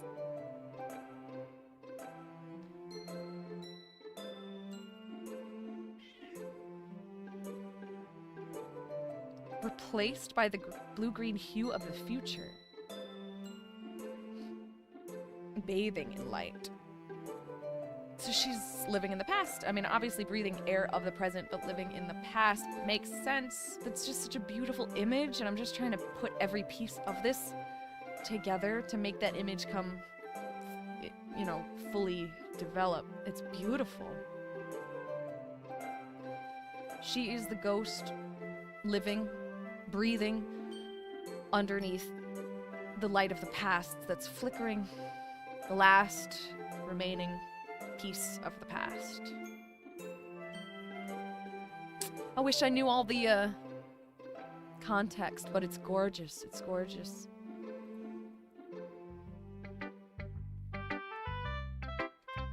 I'm sorry I have such terrible handwriting. No, it's beautiful. What? I wasn't thinking that at all. But it took you a long time to read. That's because I'm farsighted and I like to analyze things. Well, I just don't read script very often. I actually think your handwriting is really pretty. Huh? That's a relief. Also, I liked the poem. Even though it's short, it was really descriptive. It was. It wasn't too short. I usually write longer poems. Not at all. I'm really glad you like it. I'll be honest, since it's our first time sharing, I wanted to write something a little more mild. Something easy to digest, I suppose. Are you into ghosts, Siri? Actually, the story isn't about a ghost at all, Jessa. Of course it's not. You are the ghost, or whatever this protagonist of the poem is, which is you. Really? I must have totally missed the point. Apparently, I am very dense. Well, I suppose you did only glance over it after all. But remember that poets often express their own thoughts, feelings, and experiences in their work. I love that she's telling this to me. She's so cute. They usually do more than tell a simple story or paint a picture. Very true. In this case, perhaps the subject of the poem is only being symbolically compared to a ghost. Exactly. Obviously. Alexandra has said something that sounds important or interesting. Don't know if you read the message, but again, there is a perfect point in the game to quit almost at the middle so you could keep going another day. That sounds great. You'll be able to recognize it. That sounds really good. Thank you for that, because I won't be able to finish the whole thing. So if there is a good stopping point where it's like a good place to split it into 2 streams, that would be fantastical. Yes, new word, fantastical. Lingering in her last remaining place of comfort, unable to let go of the past. Ugh. And soon to be left with nothing. That's a lot more solemn putting it that way. Girl, that was a solemn-ass poem to begin with. The idea that this character would not be able to tell how solemn that was is really depressing. Kind of makes me feel like a dense baby. I hadn't even thought of that. Yeah, I, the art therapist, hadn't even thought of that. Well, I'm a high school student right now. I'm a little high school boy. Tiresome Rhino says, are you okay if I send you a friend request on Discord, Jess? I think so. I'm rarely on Discord, but I have been thinking about maybe making a Discord group so that I can chat with you guys and, like, keep in contact with you, because you guys are awesome. That's impressive. Eh? It's nothing, really. Yours was impressive, too, so... Nah, if anything, I could probably learn a thing or two from you. You think so? Yeah, of course. You know, I was really nervous about doing all this, but in the end, I enjoyed it. I'm going to keep doing my best for you, Jessa. Oh, me too. Who should I show my poem to next? Interesting. I kind of want to show Sayori next, just because she's my closer friend, right, in this group. I just met Natsuki, Monica. Oh, no, wait, I know Monica. I'm sorry. Apparently I know Monica, but not, like, well. And Yuri, we were just flirting, so that's why I showed her first, of course. I'll go with Sayori, sure. She's my friend. It does feel a little silly because Monica is, like, president of the club, but she's vice president. This is a good poem, Jessa. Thank you. Are you sure it's your first time? Of course. It's not that good. Am I the kind of guy who would be writing poems in his spare time? I guess you're right. But that's why it impressed me. Well, to be honest, I was afraid that you wouldn't do it seriously. Or that you wouldn't write one at all. I'm really happy that you just wrote one. It just reminds me of how you're really a part of the club now. Not to mention the fact that I'm standing in front of you. What? Suddenly words got confusing. Not to mention the fact that I'm standing in front of you in the club room? Well, of course. I'm not really into it yet, but that doesn't mean I'll break my promise. See? It's like I said before, Jessa. Deep down, you're not selfish at all, you know? Trying new things like this for other people? That's something that only really good people do. Did she say I was selfish before, or is that like something she's just referring to pre-game? Thanks, Sayori. I'm not sure if Sayori sees the full picture of my motive here. Then again, I can't deny she's part of the reason I joined. Knowing how much this means to her and all. Yeah. And I'm gonna make sure you have lots of fun here, okay? That will be my way of thanking you. Alright, I'm gonna hold you to that then. Yay! Now you'll read my whoa, words! You'll read my poem too, right? Don't worry, I'm really bad at this. Oh! We'll see about that. I am about to read her poem! I'm so excited! Dear Sunshine, that's so cute! Okay. I got cat hair, oh my god, everywhere. Oh my god, it's in my nose. I'm fanning the hair off my face, Jesus. She's so cute, but she's so hairy. Dear Sunshine, the way you glow through my blinds in the morning, it makes me feel like you missed me. Kissing my forehead to help me out of bed, making me rub the sleepy from my eyes. Are you asking me to come out and play? Are you trusting me to wish away a rainy day? I look above, the sky is blue. It's a secret, but I trust you too.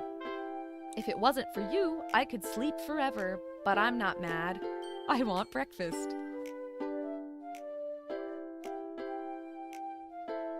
Why do I love that? That was so adorable. Oh my god. That so cute. Oh my god. And now there's still cat hair under my glasses. Yes, I'm so sorry. Ugh. Absolutely precious. What is a secret though? The middle stanza. Are you asking me to come out and play? Are you trusting me to wish away a rainy day?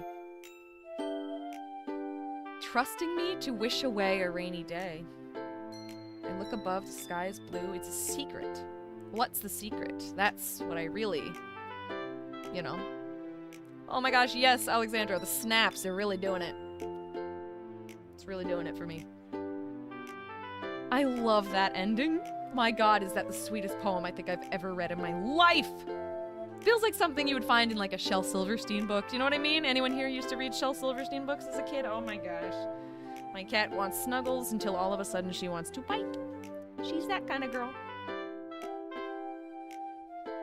I just love this. It's so sweet. And it's in like letter format, which just makes it extra cute. It makes me feel like you missed me. That's so cute, man. It speaks to this innocence. This innocence with something kind of under the surface that we're not sure about, just by the word secret. And something about wishing away a rainy day. It's telling me there's something I don't know about, you know? Aww. I love it. I love it. Sayori, this is just a guess, but did you wait until this morning to write this? No? Yes, you did. Just a little bit. Listen, I would write a poem about breakfast too. No, I want breakfast food. Can you tell I'm easily swayed when it comes to food? The minute I hear a food, I'm like, yep, I want that now. You can't answer just a little bit to a yes or no question. I forgot to do it last night. Well, at least that makes me feel a little better about myself. Don't be mean. I still tried my best. Yeah. I didn't mean to say that it was a bad poem. It came out nice, or how should I put it? It sounds just like you. Really? Yeah. Especially that last line. I made eggs and toast! Oh my god, marry me, girl, marry me. Even though you were late to school? It's bad to skip breakfast. Fully agree. Fully agree. Fun fact about me, I stock bagels in my freezer so that I always have something to grab. Always. I get all cranky. Me too. Well, I guess there's no point in arguing. Anyway, thanks for showing me. Ugh. Itchy, gosh darn it. Cat hair. Ugh. So worth it though. Life isn't life without a bit of cat hair up your nose. This was so much fun. Monica's the best. Ah, yeah. But next time I won't forget. And I'm gonna write the best poem ever. You already did, girl. You already did. Well, I guess I look forward to it. I do look forward to it. Who should I show my poem to next? It feels like I should show Monica because she's a president, you know? But Natsuki seemed kind of like a little more insecure than Monica. I think I'm gonna save Monica for last, actually, because, well, I guess I was the least interested in her, maybe. And being what seems like the least insecure, I think I will save her for last. And I'll say it's because she's the president. I'll be like, you have too many opinions. I want someone with less experience than you to read it first. I don't know. Sure. She's so cute. Oh my god, she's so adorable. I will cry. Well, it's about what I expected from someone like you. What? That's a little blunt. What did I do? Well, excuse me. It's not like I said it was bad. It just didn't evoke any emotions. So basically, it's not cute enough for your tastes. Do you want to get smacked? I'll pass. Sigh. Well, anyway, I guess I need to show you mine. Not that you'll like it. Oh my goodness. Eagles can fly. Yes. Monkeys can climb. Crickets can leap. Horses can race. Owls can seek. Cheetahs can run. Eagles can fly. People can try, but that's about it. I was like, okay, you're listing things animals can do. Okay, it seems like more of a list than a poem. But just the last two lines instantly make it a poem, and that is amazing! Ah, so cute! Oof. Love this one.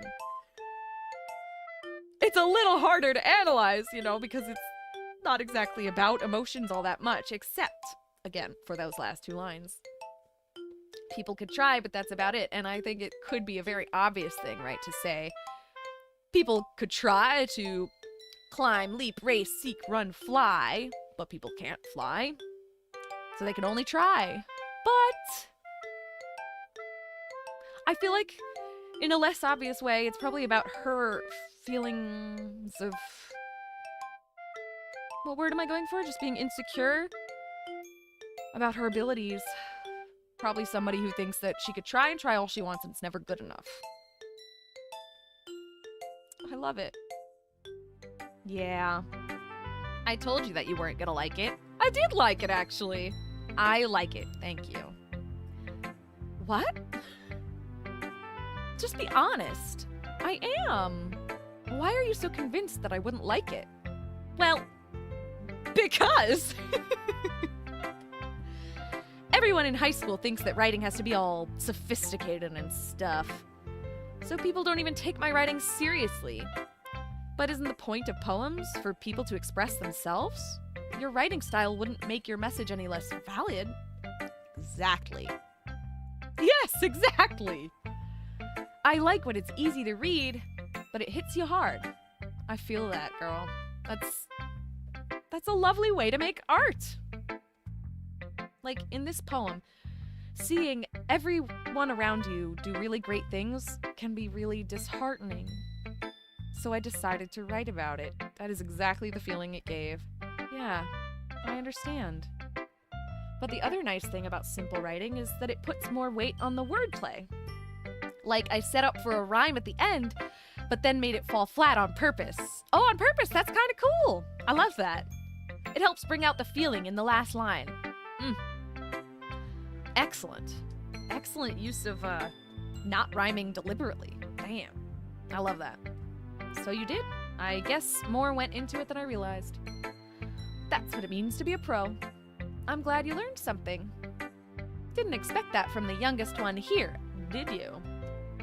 Yeah, I guess not.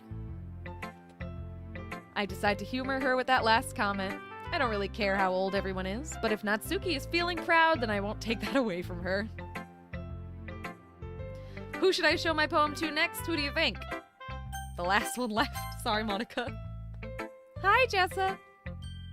Having a good time so far? Yeah. Good. Glad to hear it. By the way, since you're new and everything, if you ever have any suggestions for the club, like new activities or things we could do better, I'm always listening. Thanks. Don't be afraid to bring things up, okay? All right, I'll keep that in mind. Of course I'll be afraid to bring things up. Real. I'm much better off just going with the flow until I'm more settled in. Anyway, want to share your poem with me? Yeah? It's kind of embarrassing, but I guess I have to. Don't worry, Jessa. We're all a little embarrassed today, you know?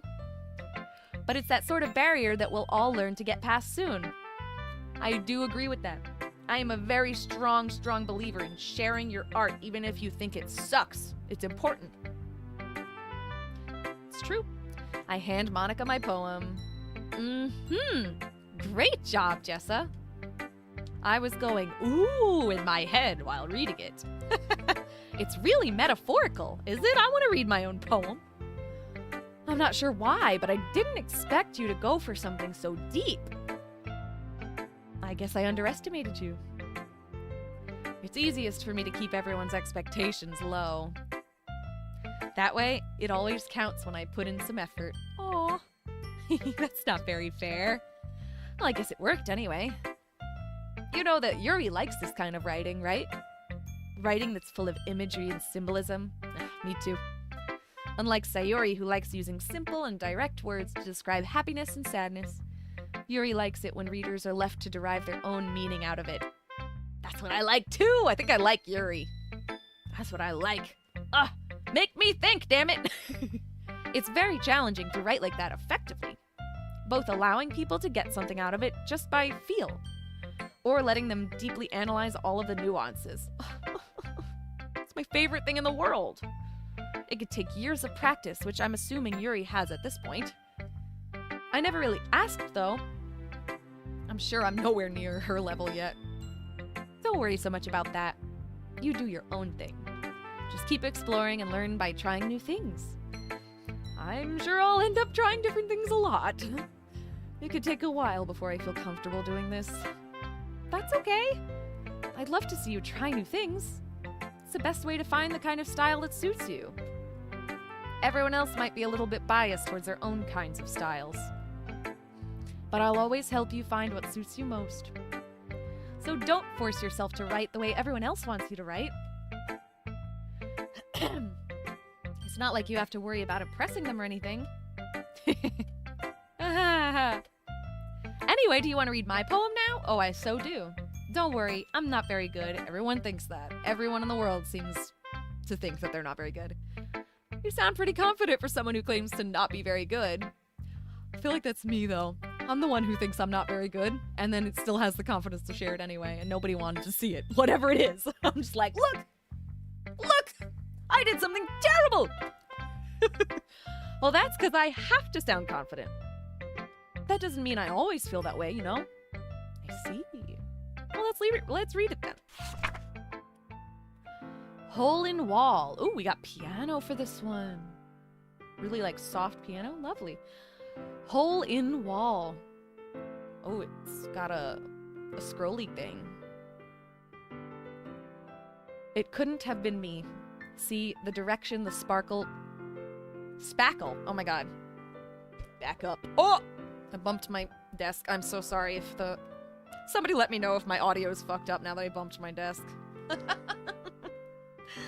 Tech problems. One day I'll have hopefully, a more stable setup with a mic that doesn't fall apart the minute it gets bumped slightly. Such a stupid problem to have. Okay. At least I can see now. I backed up a little. See, the direction the spackle protrudes, a noisy neighbor. Noisy? Noisy neighbor. An angry boyfriend? I'll never know. I wasn't home. Thank you! Oh, Bad Vibes Goose! Announcement, everyone! My long-lost little sister is now in the chat. Thank you very much. Bad Vibes Goose is my sister. She's cool. Alright, anyway. I don't know where I was now, because I got excited. And thank you for telling me I still sound fine. A noisy neighbor, an angry boyfriend. I'll never know. I wasn't home. I peer inside for a clue. No, I can't see it. I reel, blind, like a film left out in the sun, but it's too late. My retina's already scorched with a permanent copy of the meaningless image. It's just a little hole. It wasn't too bright. It was too deep, stretching forever into everything. A hole of infinite choices. I realize now that I wasn't looking in, I was looking out, and he on the other side was looking in. Weird. She's kind of a weird writer. I don't know, I couldn't think of a better word off the top of my head to describe this style, but fabulous. It couldn't have been me.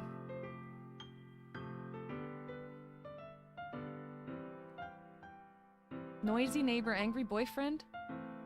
This is curious. I'm quite unsure about this one in terms of the specific subject. I mean, of course, she's clearly making it vague on purpose and using all these lovely metaphors and things. But it's very hopeless. Is that the word I'm going for? Couldn't have been me. I'll never know. I wasn't home. No, I can't see. Too late. Scorched. Meaningless image. Just a little hole. I'm trying to point out the negative sentences. These sentences that kind of indicate a lack of ability or a loss or an absence. Stretching forever into everything. A hole of infinite choices. I realize now that I wasn't looking in. I was looking out, and he on the other side was looking in. So you are the choice being looked at. Is that kind of what she's implying? She is in that hole of infinite choices, and he, whoever he is, a noisy neighbor, an angry boyfriend, I don't know. Looking in on the other side. Wild. Huh. Hole in the wall.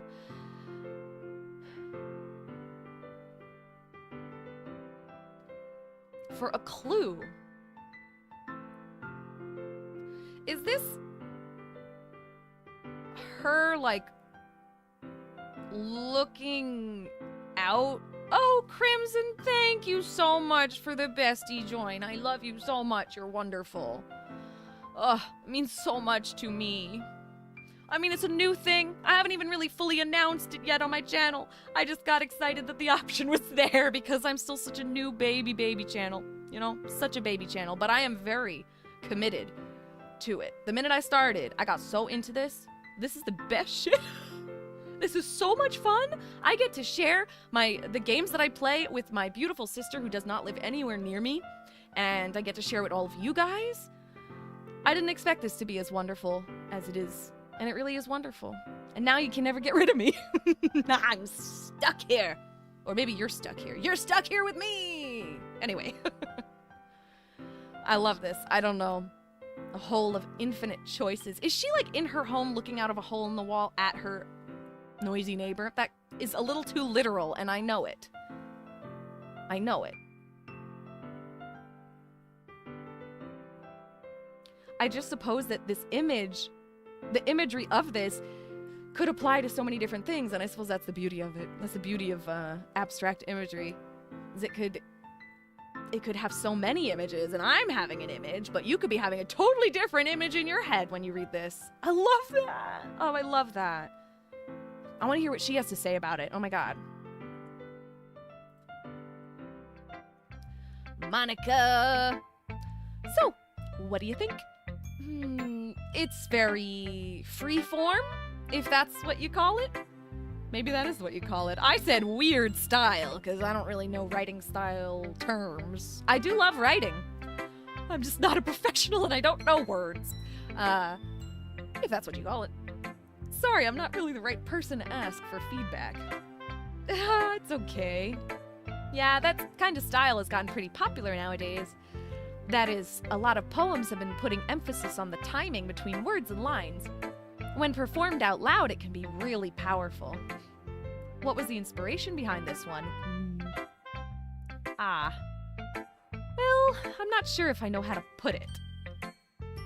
I guess you could say that I had some kind of epiphany recently. It's been influencing my poems a bit. An epiphany? Yeah, something like that. I'm kind of nervous to talk about deep stuff like that because it's kind of coming on strongly. Oh. Maybe after everyone is better friends with each other. Anyway, here's Monica's writing tip of the day. Sometimes when you're writing a poem or story, your brain gets too fixated on one specific point. If you try so hard to make it perfect, you will never make any progress. Oh, that is so real! And it applies to more than just writing. It applies to art, music, anything. Oh my gosh. Too much hair. It always ends up getting all in my face, in my eyes. Fun. Just force yourself to get something down on paper and tidy it up later. Absolutely. Another way to think about it is this. If you keep your pen in the same spot for too long, you'll just get a big, dark puddle of ink. So just move your hand, go with the flow. That's my advice for today. I love it. Thanks for listening. Phew. I guess that's everyone. I glance around the room. It was a little more stressful than I anticipated. It's as if everyone is judging me for my mediocre writing abilities.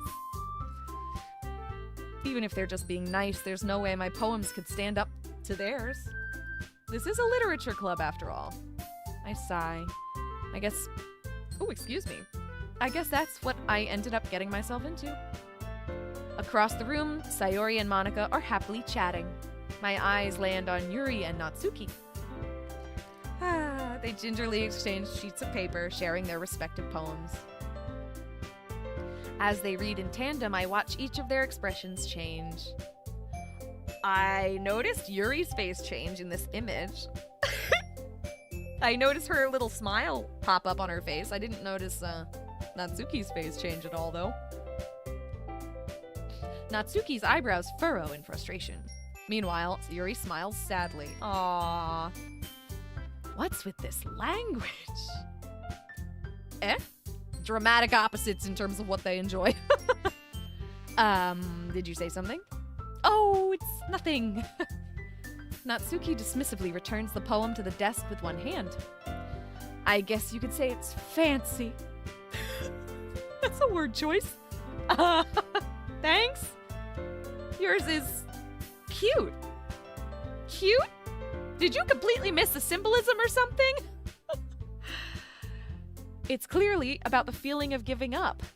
Yeah. You're not using the same kind of metaphors and things that she would enjoy, I guess, so she's not quite able to pick up on it? How can that be cute? Well, you wrote it cutely. You can't pretend you didn't. I know that. I just meant the language, I guess. Yeah. I was trying to say something nice. Huh? You mean you have to try that hard to come up with something nice to say? Thanks, but it really didn't come out nice at all. Well, I do have a couple of suggestions. Humph. If I was looking for suggestions, I would have asked someone who actually liked it. Which people did, by the way. Sayori liked it, and Jessa did too. So based on that, I'll gladly give you some suggestions of my own. First of all, excuse me, Yuri cuts in. I appreciate the offer, but I've spent a long time establishing my writing style. I don't expect it to change anytime soon, unless, of course, I come across something particularly inspiring. Crimson says, oh no, my two girlfriends are fighting. I do love them. I do love them. Ah. Which I haven't yet. And Jessa liked my poem too, you know. Oh, sweetie. He even told me he was impressed by it. Natsuki suddenly stands up. Oh, the music also very suddenly stopped. I know, right, ladies? Oh, I didn't realize you were so invested in trying to impress our new member, Yuri. Eh? The music started up again, but it's... Sorry, that bouncy noise is just cracking me up instantly. It's like a haunted bouncy house. Why would there be a haunted bouncy house? But that is the vibe this is giving me. The music. That's not what you're just... Yuri stands up as well. Maybe you're just jealous that Jessa appreciates my advice more than he appreciated yours. Huh. And how do you know he didn't appreciate my advice more? Are you that full of yourself? Yeah, this music is amazing, Christy. It's amazing. No. If I was full of myself, I would deliberately go out of my way to make everything I do overly cutesy.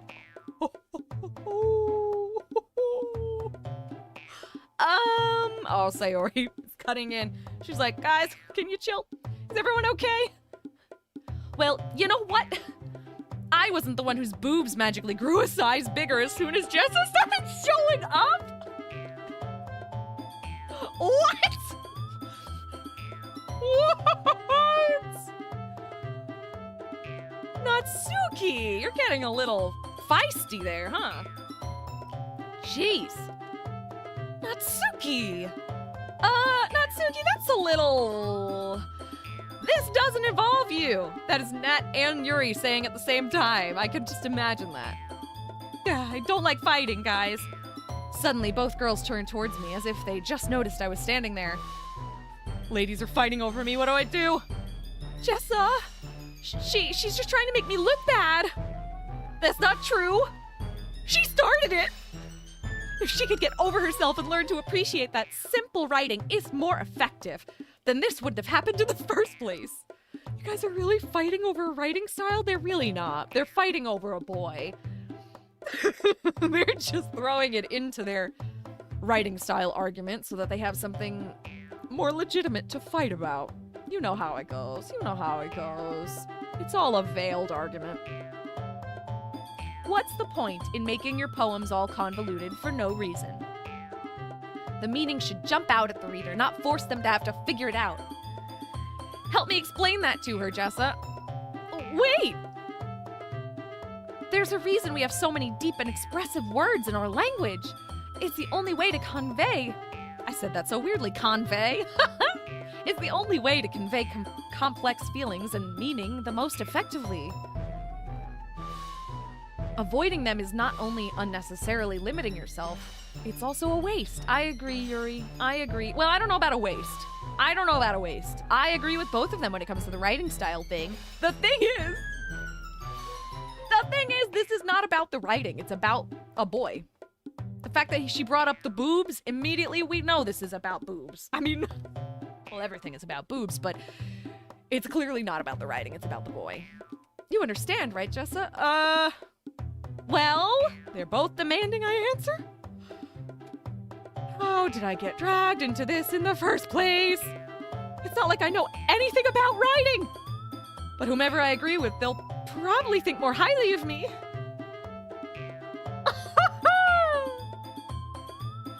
I love that help me, Sayori, is an option. So, of course, that's going to be... Listen.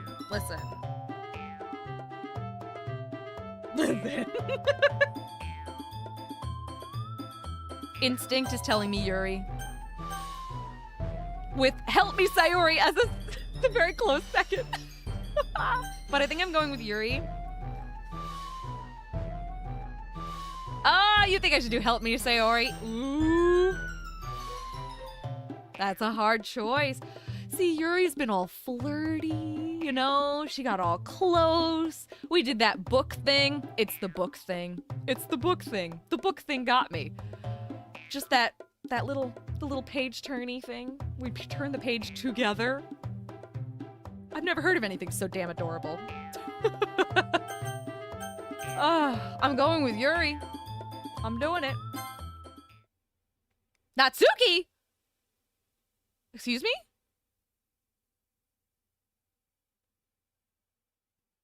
Excuse me? I didn't pick Natsuki. Did I click wrong? Did I click wrong? I didn't save. I didn't save. Natsuki, you're right that I liked your poem. See? Wait! That's not an excuse for you to be so mean. Oh. Okay, so we're still on Yuri's side. Okay. Whew. You shouldn't pick a fight just because someone's opinion is different. Thank you. That's not what happened at all. Yuri wouldn't even take my poem seriously.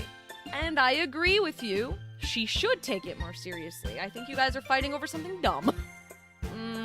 I understand. Yuri? You are a seriously talented writer. It's no secret that I was impressed. Well, but here's the thing.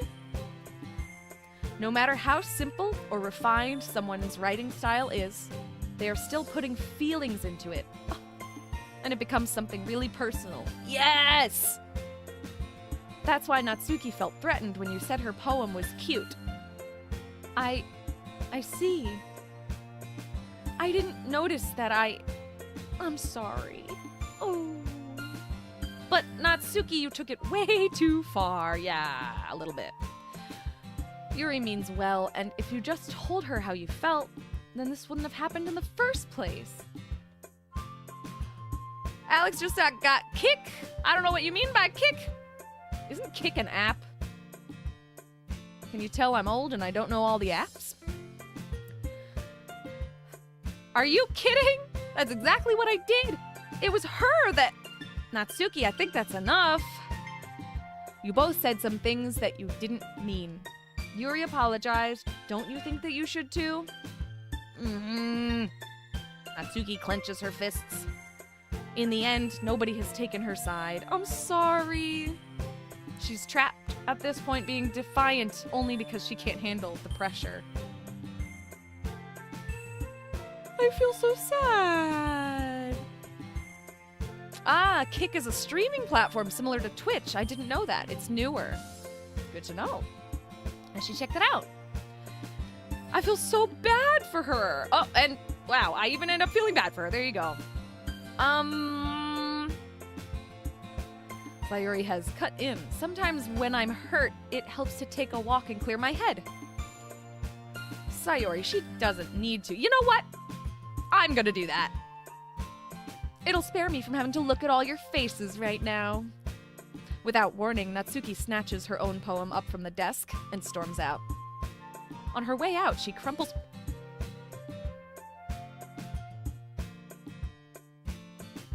I hit the button a little too soon. Can somebody tell me what she said? I do that way too often. I will take this opportunity to have water though, because it is hot in this corner. But like 2 feet that way, it is freezing.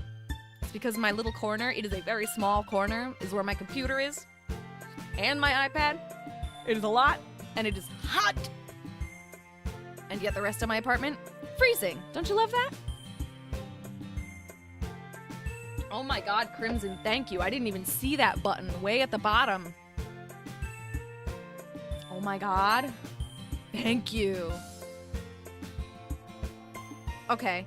On her way out, she crumples up the poem with her hands and throws it in the trash.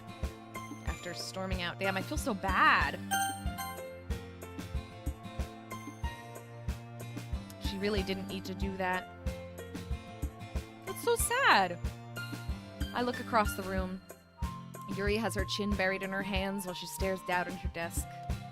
I gingerly approach her and sit in an adjacent chair. Sigh.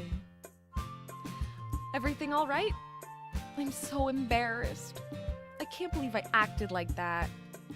You probably hate me now. I do not! No, Yuri.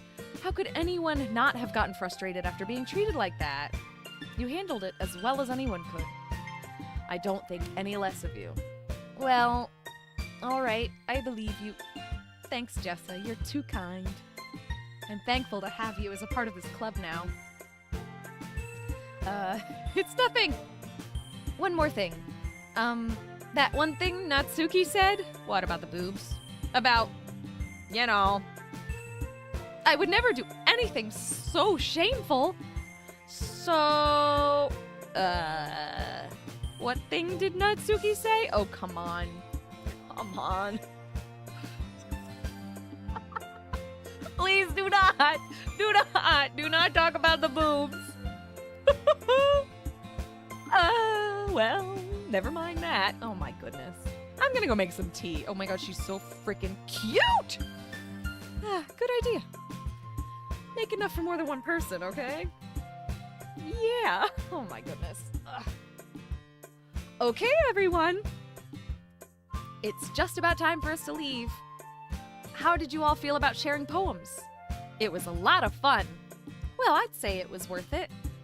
It was all right. Well, mostly. Jessa, how about you? Yeah, I'd say the same. It was a neat thing to talk about with everyone. Awesome. In that case, we'll do the same thing tomorrow. Great. And maybe you learned something from your friends, too. So your poems will turn out even better. Oh, you want me to write another poem tonight? Oh, shit. Okay. I think to myself, I did learn a little more about the kind of poems everyone likes. With any luck, that means I can at least do a better job impressing those I want to impress. I nod to myself with newfound determination. Jessa! Sayori's so adorable. Ready to walk home? Sure, let's go. Yee! Sayori beams at me. It truly has been a while since Sayori and I have spent this much time together. I can't really say I'm not enjoying it either. She is absolutely precious. Sayori, about what happened earlier. Huh? What do you mean? You know, between Yuri and Natsuki? Does that kind of thing happen often? No. That's really the first time I've seen them fight like that. I promise they're both wonderful people. You don't hate them, do you? No, I don't hate them. I just wanted your opinion, that's all. I could see why they'd make good friends with you. Phew. You know, Jessa, it's nice that I get to spend time with you in the club. But I think seeing you get along with everyone is what makes me the happiest. Ooh. And I think everyone really likes you too. That's... every day is gonna be so much fun! She's so precious. Sigh. Looks like Sayori still hasn't caught on to the kind of situation I'm in. Crimson asks if it's safe to say that Yuri is my current favorite. I would say so. I would say Yuri is currently my favorite, with Sayori being a close second. I think they are precious. Although Natsuki is right up there with Sayori, and I feel really bad that I had to be against her in that fight. It's just a shame because I did disagree with her, but 'tis a video game, and if you disagree with someone, you know they fucked. In the club we all fam, exactly. Exactly. In the literature club, specifically. Sure, being friends with everyone is nice, but does it really need to stop there? Does it? I don't know. We'll just have to see what the future holds, Sayori. I pat Sayori on the shoulder. I said that more to myself than to her, but it's easy to use Sayori as an internal monologue sometimes. What? That's so cute! That's such an adorable way to describe somebody as kind of being your own internal monologue. That's so cute. I don't know. Okay. Yeah, let's do this. Are we gonna go write another poem? Let's do it. Oh, hello. Here we go. Okay, we are doing another poem. And I gotta impress them. Let's see, I'm trying to impress Yuri most, right? Because I gotta go start leaning into my favorites. Yuri and Sayori. Wow, Sayori. Did not come out of my mouth right. Blah. Destiny. Scars, grief, awesome charm, color, breathe, skirt, cry, and judgment.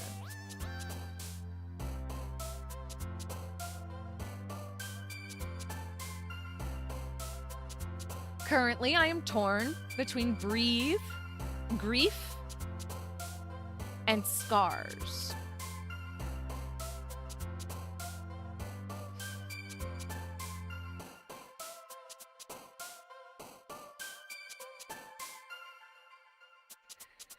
I may go with breathe.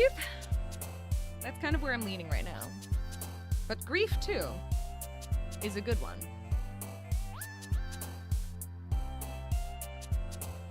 Do you think choosing Yuri's preferred words are a lot easier than the other two? I could see that. Is it, you would say that's because she tends to have such flowery, complicated writing? Complicated is the wrong word. What am I going for? You know, metaphors and things. If you want to go for the Yuri route, you should choose the most complicated, fancy words you see. Yeah. I know, they're so cute! I can't handle them!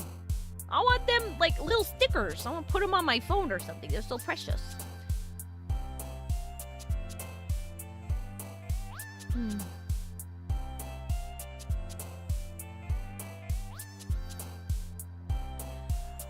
None of these words are like particularly fancy. Maybe judgment, maybe destiny. But I feel like breathe is just calling to me. Grief is really intense. And I'm also kind of drawn to that one. Maybe I should go with grief.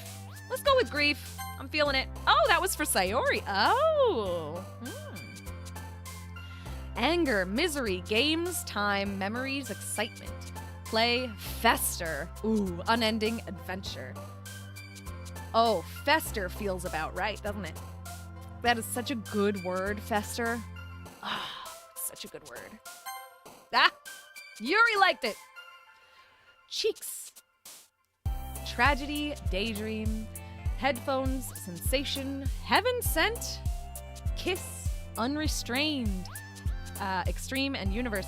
Unrestrained sounds about right, if you ask me, but heaven sent is pretty nice too. However, heaven sent feels like too literal of a word. Unrestrained, I feel like could be used in so many different sentences, and it could feel very, very different depending on how you use it. So I think I'm gonna lean towards that one. Sensation is also a good one. I'm going with unrestrained. Ah, Yuri. Yeah. A 420. Love, family, socks, chocolate, fickle, laugh, anime, broken, melancholy, and cage.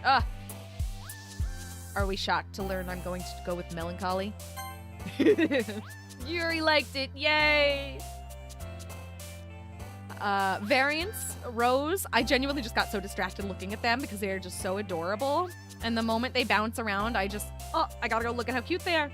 And then it distracts me from the words. Variance, rose, warm, insight, desire, sadness, anxiety, disarray, explode, climax. I am having trouble deciding between variance and disarray. I think variance might be right. And I think I'm gonna lean towards variance for the same reason that I picked the last one. Because between those two words, I would say you can use the word variance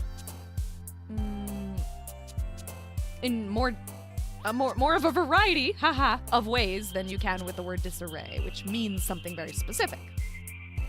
But you could also use it in other ways that, yeah, this is hard. That's my girl. She says climax. My sister says climax. I love her. I love you. Oh.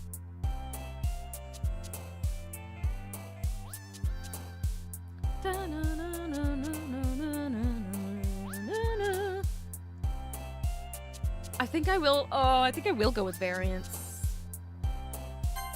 Oh, nice. Candy, strawberry, hair, mouse, vivacious. Ooh, parfait. Goose is really enjoying this game. Goose is the best. That's my best girl. Ah, promise, ocean.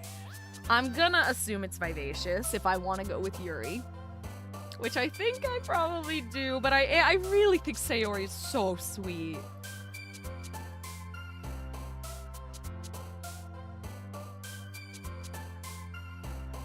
I will go with vivacious, though. Ah.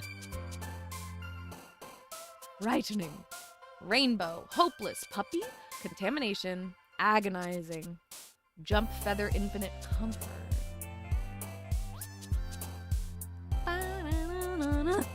I said this last poem too, but I feel like I'm gonna hear this music in my dreams tonight. We gotta have pizzazz.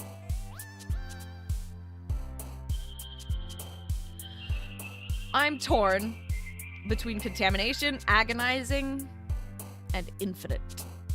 Because all three of those are amazing words that could be used in so many ways to create some beautiful imagery. I wonder which one will give us points for Natsuki. I wonder. That's sarcasm. This one's very obvious. She's gonna be the one who likes all the animals and the cute things, right? Oh.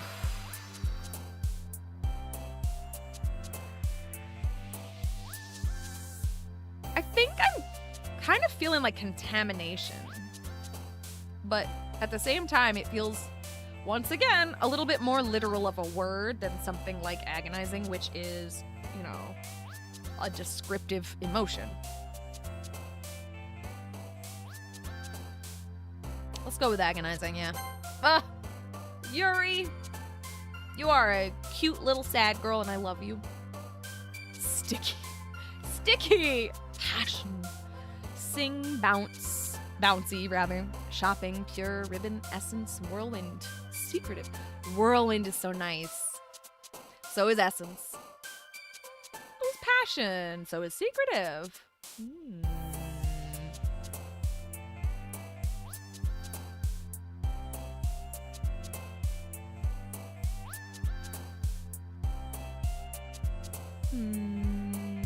I'm gonna go with whirlwind.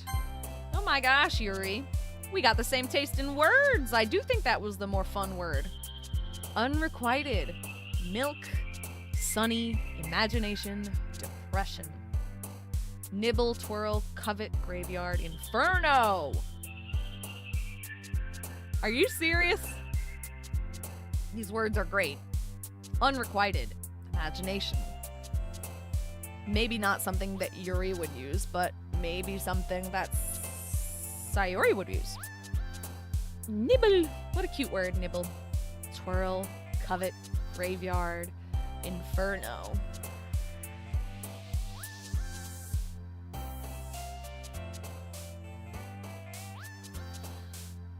I guess the question is really between depression, unrequited, and maybe graveyard. Oh, that's a good idea, Crimson. I could talk to her about that later.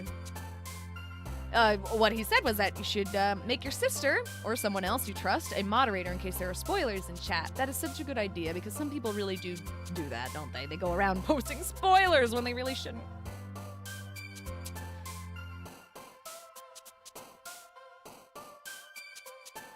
Should I click depression again?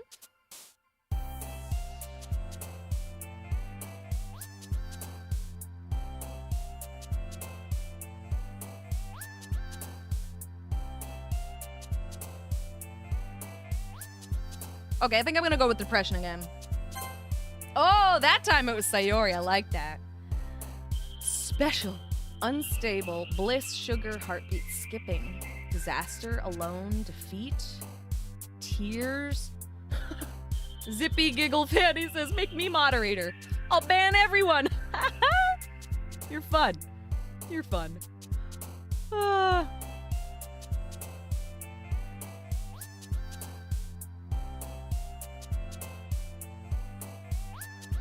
This one's kind of hard if I wanted to choose something that Yuri specifically would choose, which I'm not necessarily doing. I'm not attempting to, like... I know, the name is kind of funny, right? I'm not attempting specifically Yuri.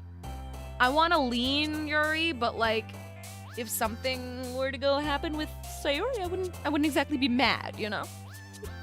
So I guess I just mostly need to be picking words that might be less cute than the others. So I'm probably not picking sugar, am I right? Maybe not bliss either.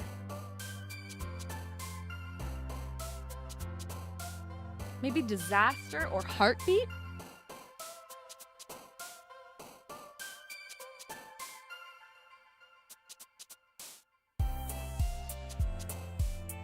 I'll go heartbeat. Oh, heartbeat gave nuts. Okay, Natsuki a point. Okay. Huh. Rain cloud, fluffy, childhood, existence, vibrant, disoriented, fireflies, poof, happiness, wrath. I'm going disoriented. Immediately, I feel like that feels right. Either disoriented, rain cloud, or existence. I'm going disoriented. Ah, Yuri liked it. Disown, flying, landscape, whisper, silly, bunny, calm, dazzle, marriage, sparkle.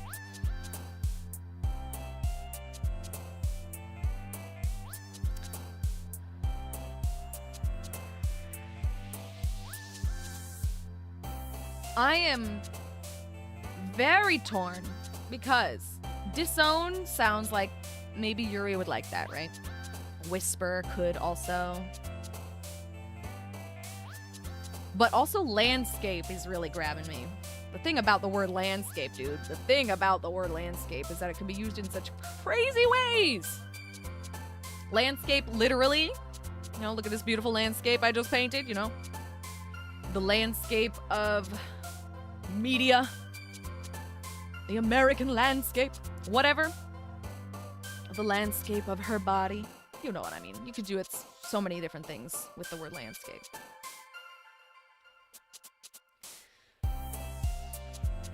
Oh, Tet. Oh, Tet0 unders. I'm gonna call you Tet. Tet, it's nice to see you. Thanks for being here. And they're saying calm. Interesting.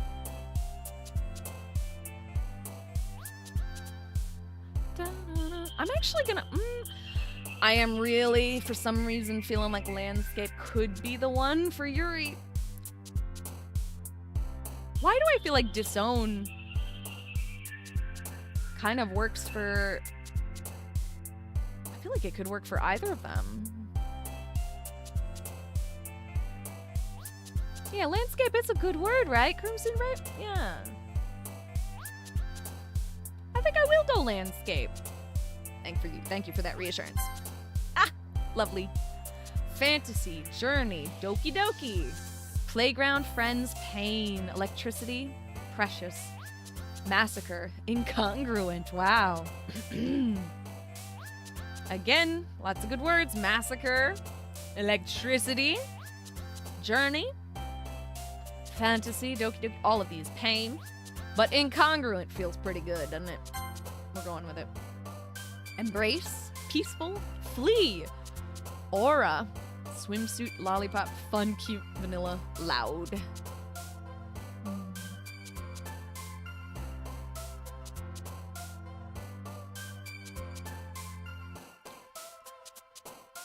I want to go either embrace or aura. I feel like aura makes sense for Yuri.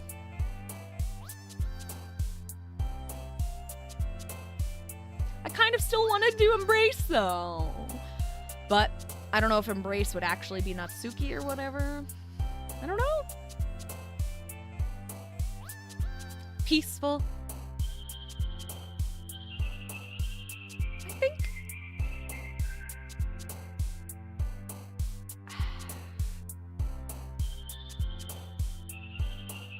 Yeah, I'm leaning either embrace or aura.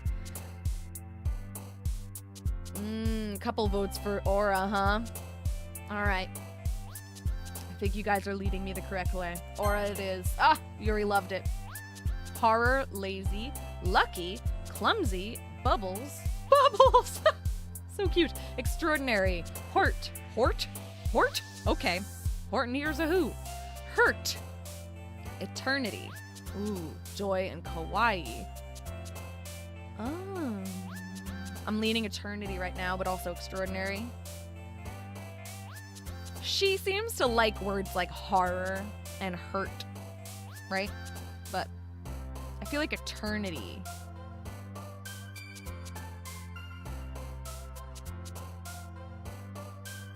I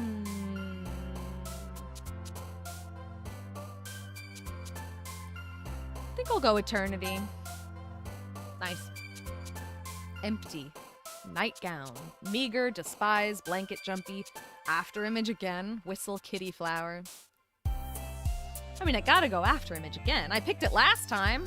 I don't want to write the exact same poem, of course. I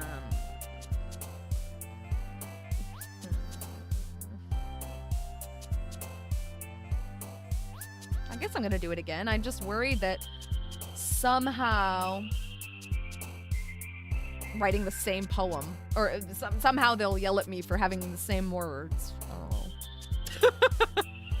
But I can't imagine why. You're allowed to use the same word more than once. This word was in your last poem. You may never use it again. Yeah, let's go with afterimage. Yee. Fear, prayer, heart, nature, intellectual, spinning, clouds, philosophy, peace, vitality. I feel like vitality. But fear is a good one. It's also a very literal emotion.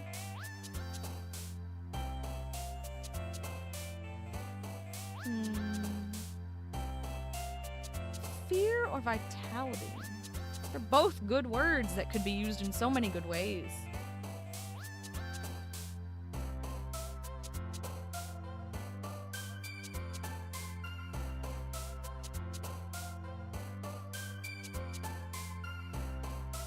Fear.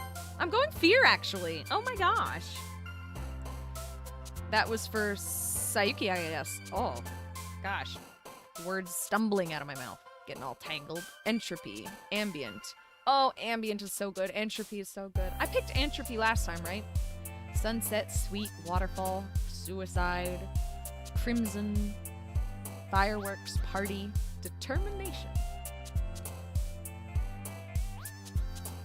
So many great words, goddammit. Oof. Yeah, right? I know. Ambient is such a nice word. I feel like ambient and entropy are both such beautiful words, and I don't know which one. I guess they're both right, you know? It's I know, right? You're crimson. It's like, oh shit, my friend is in here. Ambient, entropy. Crimson is also a good one.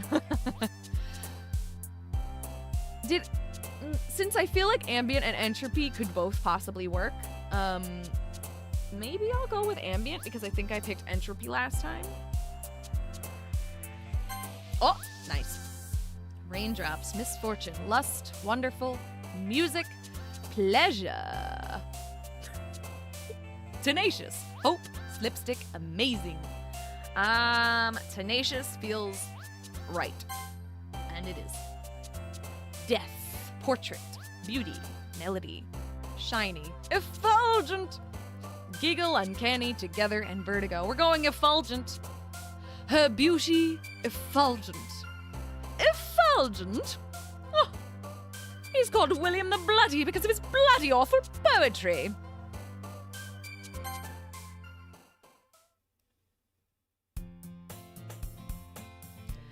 Another day passes and it's time for the club meeting already. I've gotten a little more comfortable here over the last couple days. Entering the club room, the usual scene greets me. Hi, Jessa. Oh.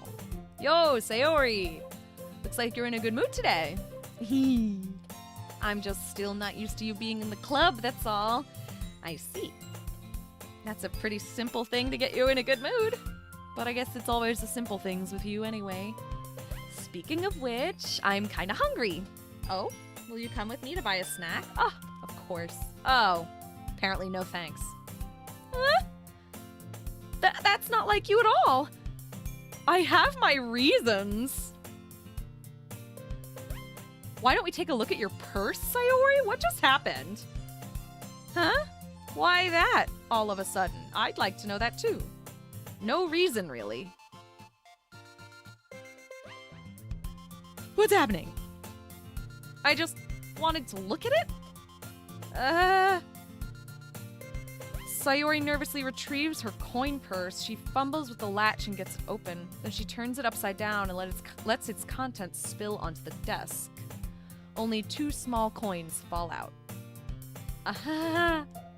I knew it! I can see right through you, Sayori. That's not fair! She's being all cute again. How did you even know? It's simple. If you had enough money in the first place, you would have bought a snack before coming to the club room.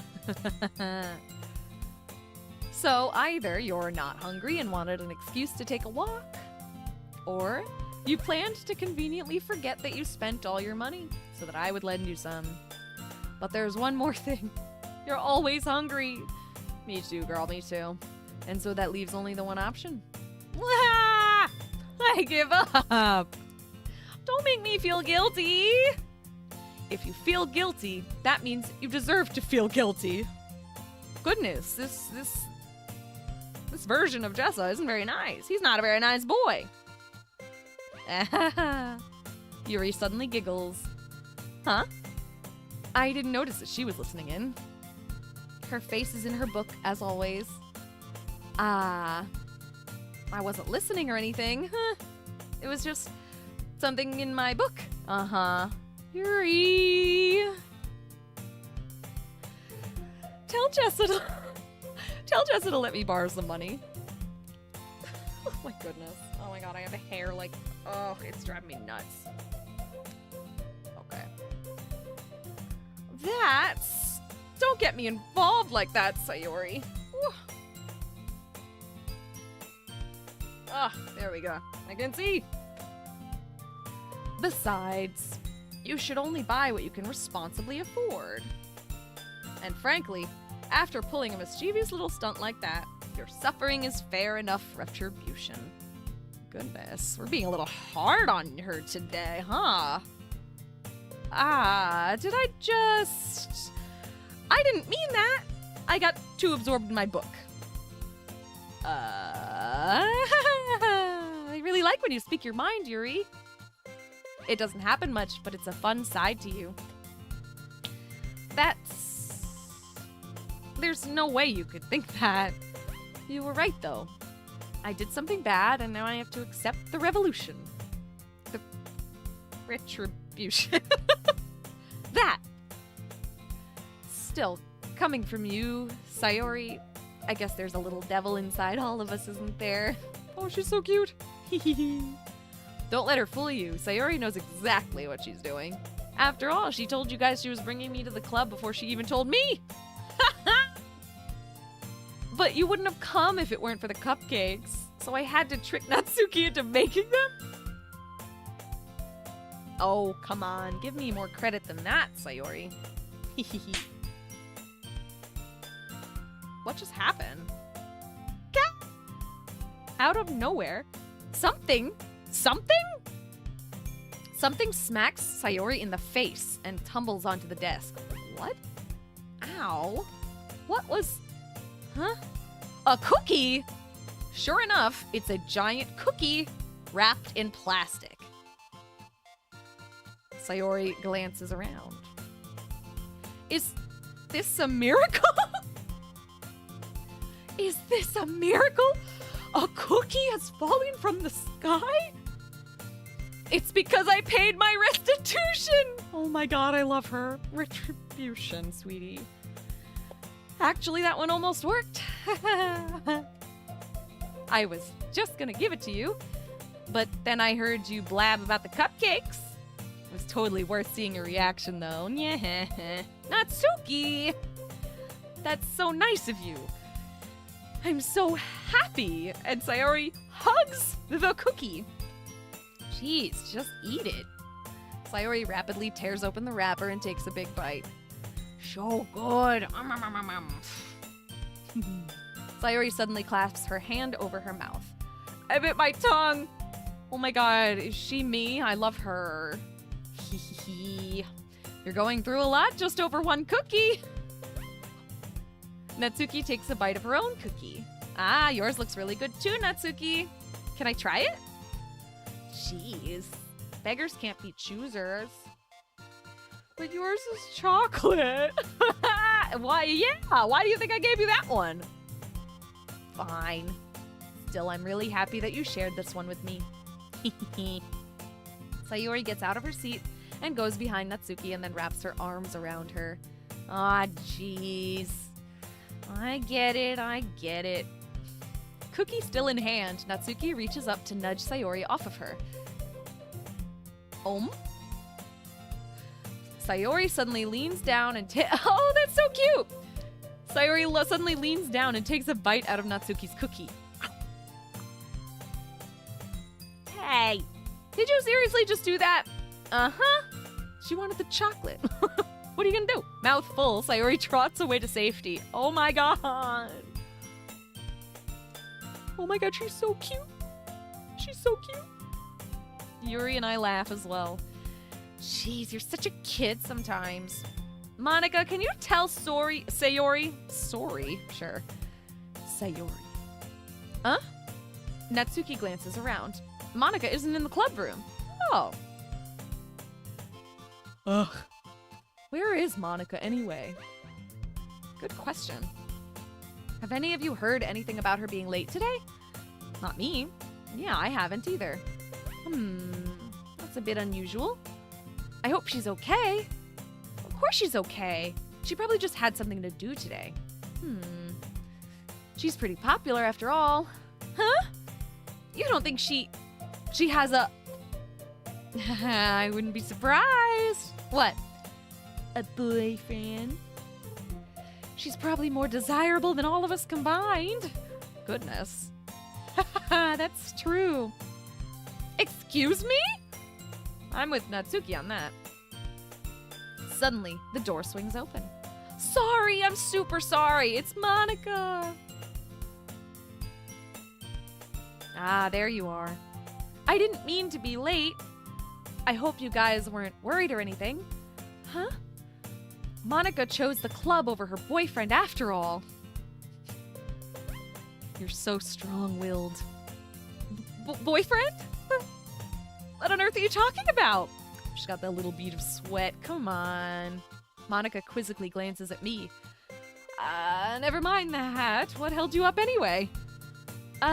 Well, my last period today was study hall. To be honest, I just kind of lost track of time. That makes no sense, though. You would have heard the bell ring at least. I must not have heard it since I was practicing piano. Piano? I wasn't aware you played music as well, Monica. I don't really. I kind of just started recently. I've always wanted to learn piano. That's so cool. You should play something for us, Monica. That's... Monica looks at me. Maybe once I get a little better, I will. Yay! That sounds cool. I would also look forward to that. Is that so? In that case, I won't let you down, Jessa. Okay. Monica smiles sweetly. I didn't mean any pressure or anything like that. Don't worry. I've been practicing a whole lot recently, and I'd really love the chance to share once I'm ready. I see. In that case, best of luck. I know, I want to hear Monica playing the piano too. Thanks. So, I didn't miss anything, did I? Nah, not really. I choose to leave out Sayori's mischievous escapades. I'm sure Natsuki will end up complaining to her anyway. It looks like everyone has already settled down. Sayori somehow already finished her entire cookie. A girl after my own heart. Yuri is back to her book, and Natsuki disappeared into the closet. Into the closet? Into the closet? Okay. Hey, Yuri. Huh? I suddenly notice that Yuri is reading a different book from the one we've been reading together. Sorry, I didn't mean to interrupt. No, I was kind of just waiting for you. If that's the case, why don't we go ahead and get started? Yes, let's. Actually, I have a request. Do you mind if I make some tea first? Not at all. Thanks very much. If there's one thing that can make my reading time here any better, it is a nice cup of tea. Not to mention for yourself as well. Yuri stands up and makes her way to the closet. I follow as she retrieves... What? I follow and watch as she retrieves a small water pitcher from the shelf, the kind with a filter inside. That's nice. Can you hold this for a second? Sure. Stay hydrated. Yuri hands me the water pitcher and also fetches an electric kettle. I'm going to plug this in at the teacher's desk, and then we'll go get some water.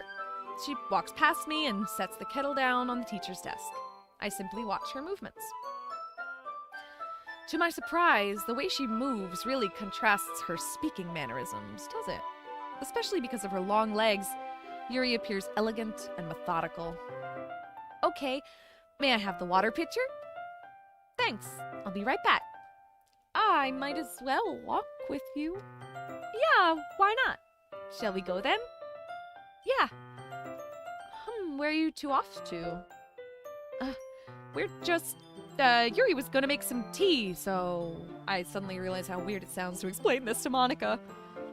We're just filling the water pitcher. Oh, okay. Sorry, I was just a bit curious. That's kind of a one-person job, isn't it? That's, Monica, please mind your own business for once. Ooh. Or do you want to tell me there's something wrong with helping involve Jessa in club activities? My mouth gapes. I suppose there's nothing wrong with that. Humph. Then let's go, Jessa. Yuri quickly exits the room, and I follow. Goodness. Once in the hallway, she suddenly puts her forehead against the wall. Aw. I spoke without thinking. How could I say something like that? Oh my goodness, she's so sweet. Yuri, something about the way she said that. It made me feel so irritated. What's wrong with me? Oh, honey, there's nothing wrong with you for feeling irritated. It's just a normal human emotion. No, Yuri. I think you did the right thing. I wasn't expecting it, but it's also not right for Monica to judge people like that. Jessa. Oh, and then you got the cute music starting up. How come even when I do something bad, you're being nice to me? Because nothing you do is as bad as you make it seem in your head. Nobody is perfect. We have emotions. We can't always hide them away. But you always amplify things in your head. Your mind turns a light rain shower into a hurricane. No. Wouldn't you hate me for something as terrible as that? No. Why would I hate you? I can't hate someone for having emotions. What kind of friend would do that? Friend, you say? Yuri lifts her head. Jessa, I really like being friends with you. So precious. Thanks, Yuri. I like being friends with you too. I feel kind of awkward saying something like that, but I'm doing my best to help Yuri feel better. Anyway, yeah, shall we go? Yeah. Yuri and I walk to the nearest water fountain. You gotta love a high school hallway cute will they or won't they moment. Classic. Yuri and I walk to the nearest water fountain. Once we fill up the water pitcher, we return to the classroom. So precious. Oh. Jessa, do you like oolong tea? Oh, yeah, I do. Anything is fine. Very well. Yuri sets the temperature on the kettle to 200 degrees. Now it is time to get the teapot. You really do this properly, don't you? Of course. I shouldn't do any less when I'm making tea for others. Kinda sounds like she has a bit of a ritual with this. I love her. Even if I'm not an expert on tea or anything. In that case, you'll only be even more impressed. Perhaps I will. Yuri fetches the teapot and begins measuring the tea leaves. Yuri, my beloved, I'm starting to see it, Crimson, I'm starting to see it. She is beloved. To my surprise, she even starts humming a little to herself. You must be in a good mood now. Is that so? I was letting it show. And you noticed. I was doing a bit of thinking. And I decided that I would try expressing myself a little bit more. Aww. It turns out it's not very hard for me to do. When it's you who's around, anyway. Oh. That's great, Yuri. Just don't push yourself too much. You're always worrying about me, Jessa. It's very endearing. Yuri wasn't kidding. I don't even know if I could keep up with this. I watch Yuri pour a cup of tea for each of us. Jessa, I have another request. Do you mind if we sit on the floor today? Why is that? It's a little bit easier on my back. I can read with my back against the wall rather than bending over at my desk.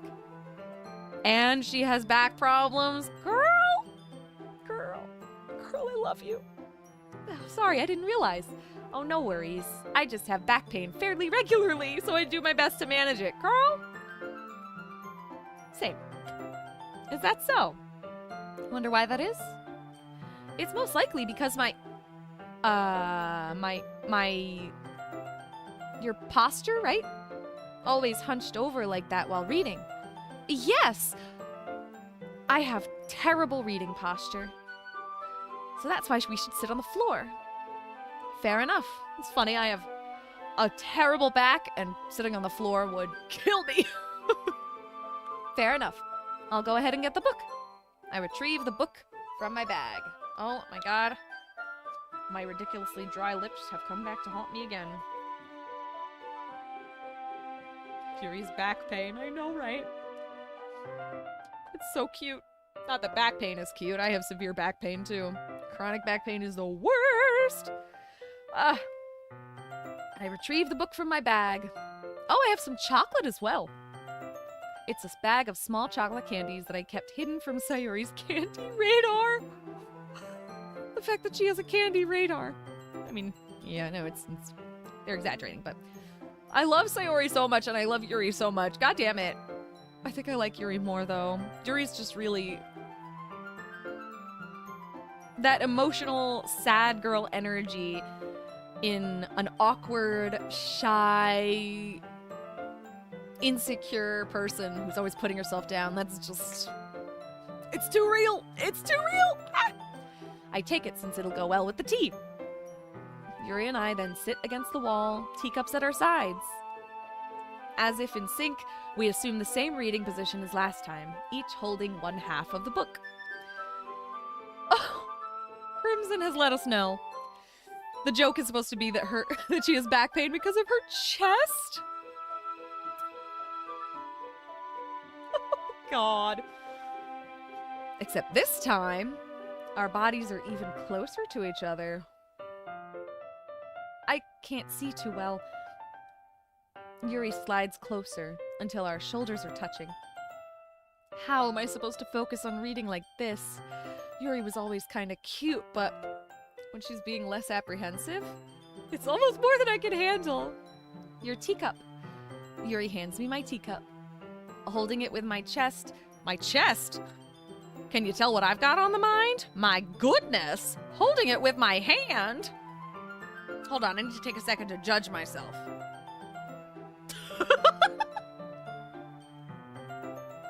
Freudian slip, anybody? Holding it with my hand that's not holding the book, I end up in a position that makes it even harder to focus. because now I need to worry about making sure I don't accidentally touch her chest. Girl, I'm on the same page here. We're on the same page. We both got chest on the mind. Meanwhile, Yuri hasn't noticed a single thing. She wears her intense reading expression, and I can only presume the world around her has faded away. I love that. It's that hyper focus, man. I love it so much.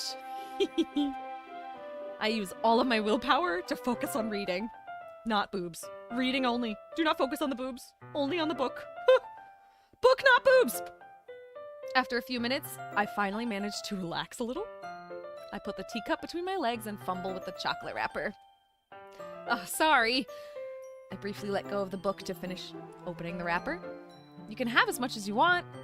Oh, that's okay. I won't take any. Oh, are you sure?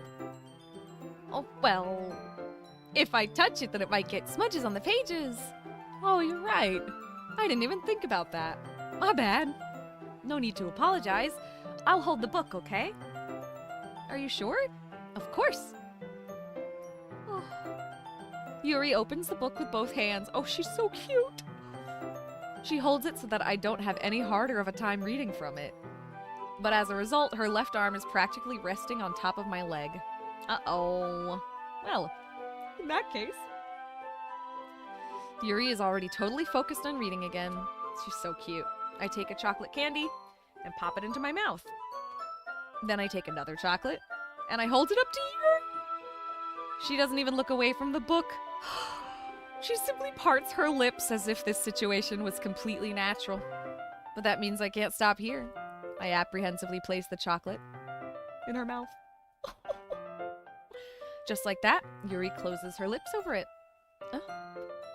Yuri's expression suddenly breaks, like she just realized what happened, huh? Did I just... Yuri looks at me like she needs to confirm what just happened. This is so real. Jessa... Sorry. I guess I shouldn't have done that. That's, well... You were just helping. That's something that friends do, right? I mean, not really in this kind of context, but... Yeah, that's all it was. Yeah. Then you don't need to stop or anything. I see. The situation has just gotten really tense. Yuri tries to return to the book, but I can tell just by her expression that even she can't focus now. My heart is pounding. I nervously take another chocolate between my fingers, but this time Yuri's eyes meet mine. Uh-oh. Uh-oh. How did it even come to this? Yuri doesn't avert her gaze. I notice her chest rising and falling to the rhythm of her breaths. I raise my arm. Ah. Like before, Yuri parts her lips, but it's different this time. I take the chocolate and place it in her mouth. I feel her hot breath on my fingers. And then Monica pops in. Okay, everyone. Awkward. Yuri jolts back. It's time to share poems. Jessa, you can help Yuri put away the tea stuff, right? Hi, Snacks and Jacks. What a great name. Nice to see you. Yeah, of course. Okay, thanks. The spell is abruptly broken. That was so adorable. I'll take care of the cups. Yeah. Yuri picks up teacups from the floor. I pick up the bag of chocolates. In the end, we hastily clean up without so much as a word between us. I get the feeling this is something neither of us will have the courage to bring up.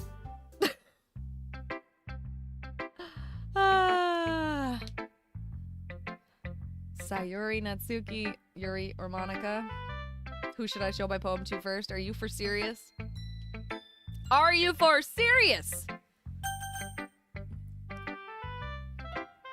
We're crushing on Yuri right now. I can't help it. I can't help it. She's so cute. I can't help it. Oh, she's so precious. Let's see what you've written for today. Oh, Yuri stares at the poem with a surprised expression on her face. Sayuri just joined and left. I know, I feel bad. Sayuri's so cute. Yuri stares at the poem with a surprised expression on her face. Do you like it? Jessa, this one might even be better than yesterday's. How did you even pick up on this so quickly? Just yesterday I was telling you the kind of techniques worth practicing. Maybe that's why. You did a good job explaining. I really wanted to try and give it more imagery. Yuri visibly swallows. Even her hands appear sweaty. I'm not used to this. Used to what? I don't know! It's fine. Take your time. Snacks and Jacks asks, are you playing it because you know what the game is about, or are you a new player? I am a brand new player. I have never played this game. I'm going in completely blind. I was told this game is weird and fun. And that's all I knew going in. And the fact that it's a visual novel. But I have no idea what's coming. So far, it is absolutely precious. And I am confused as to why people have said that it has horror. I believe you, and I believe it's coming. But I am so confused. The tone is so not there. And I suppose that's part of the point, right? It's gonna, that contrast is gonna be really fun. It's fine, take your time. Yuri breathes and collects her thoughts. I know that Yuri likes to think before she speaks, so I offer that patience to her. That is so cute! Yeah, just being appreciated like this, I guess. It probably sounds really stupid, but seeing someone motivated by my writing, it just makes me really happy. Are you saying you've never shared your writing before? Yuri nods. Really? I don't believe that. I really only write for myself. And besides, people would just laugh at me. Oh, do you really think that? Again, Yuri nods. Huh. Even your close friends? Yuri doesn't respond to that. I wonder why. Does she not have a lot of close friends, or any? Anyway, she has me now. Do you want to share the poem you wrote today? Yeah, I do. I'm so glad. If it's with you. She's so cute. Okay. The Raccoon, this is called. Cute. Surprised that there's such a cute title. All right. Let me back away again because of my shitty eyes. Okay. It happened in the dead of night while I was slicing bread for a guilty snack. My attention was caught by the scuttering of a raccoon outside my window. That was, I believe, the first time I noticed my strange tendencies as an unordinary human. I see. Unordinary? Yeah. I gave the raccoon a piece of bread, my subconscious well aware of the consequences, well aware that a raccoon that is well fed will always come back for more. The enticing beauty of my cutting knife was the symptom. The bread, my hungry curiosity. The raccoon, an urge. The moon... Oh my god, I cannot read. The moon increments its phase and reflects that much more light off my cutting knife. The very same light that glistens in the eyes of my raccoon friend. I slice the bread, fresh and soft. The raccoon becomes excited. Or perhaps I'm merely projecting my emotions onto the newly satisfied animal. The raccoon has taken to following me.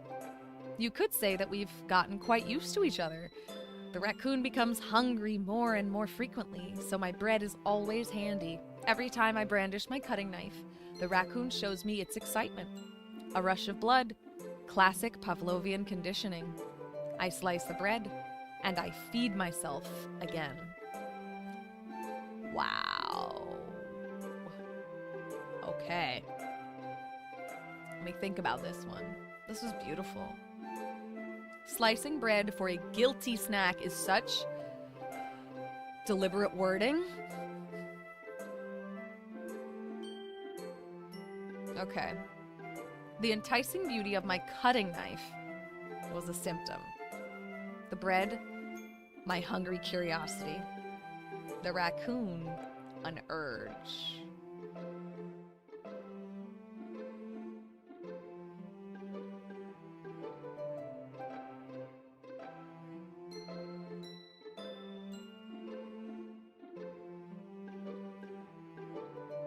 I think she's self-harming. That's what I think. I think the cutting knife is pretty obvious. And I love that it's, I suppose on the surface, like if Natsuki read this, she'd be like, oh yay, a story about a raccoon, right? But it's not. It's not a story about a raccoon, obviously.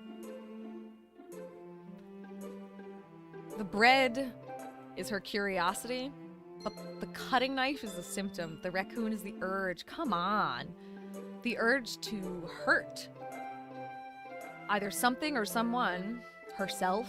A rush of blood. Classic Pavlovian conditioning. I slice the bread and I feed myself again. Myself. The raccoon. The raccoon is an urge. And you're cutting bread to feed the raccoon, the urge,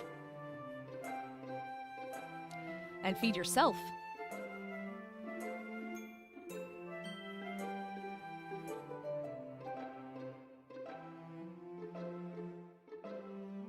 But cutting isn't gonna feed you in any real way. Hello! Oh my goodness, my eyesight. Tiller Noons, I will call you, because I don't know if that first word is tiller or something else, but I think it's tiller. Anyway, it is so nice to see you. Thank you for joining us. Yay! Why not, right? Why not? Thank you for coming. We are playing Doki Doki Literature Club, and it is adorable so far. I don't think it's gonna stay adorable. For instance, reading this poem right here, which I suppose on the surface could be adorable, depending on who you are and how you interpret things. And here I am sitting and talking about self-harm. Ah yes, adorable high school romances, poetry, raccoons, and self-harm. You know how it goes. I do think this is about either self-harming or just the idea of it.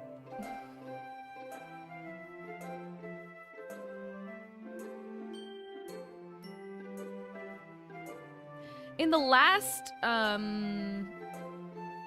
poem that she wrote, in that poem, she wrote about the light from a street lamp. She's writing about light again, but this time it's the moon. So that light imagery clearly is very significant to her. The light glistens in the eyes of the raccoon friend, which is also her, and reflects off the cutting knife.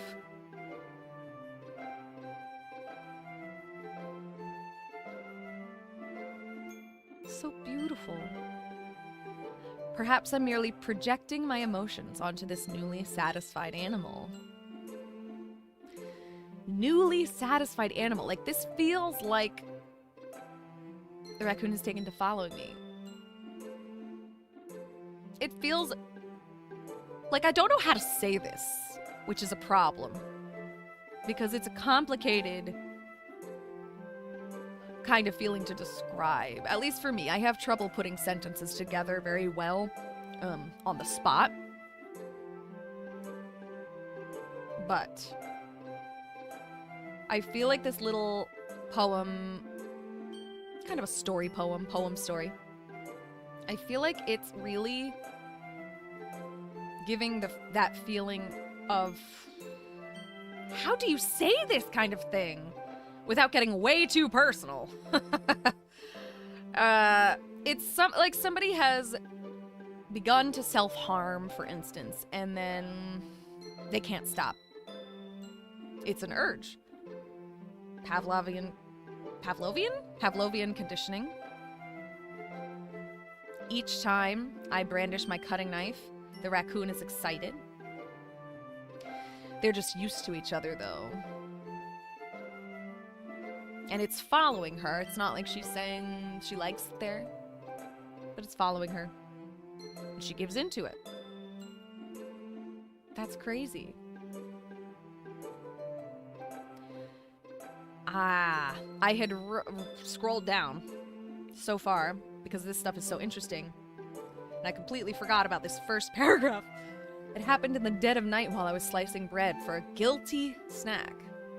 There was, of course, a lot of guilt associated with feelings of wanting to self-harm, or self-harming for real. My attention was caught by the scuttering of a raccoon outside my window, which was the first time I noticed my strange tendencies as an unordinary human. Yeah. Because a raccoon is a reflection of her. My subconscious, well aware of the consequences if I give in to this urge. God, that's so sad. A raccoon that is fed will always come back for more.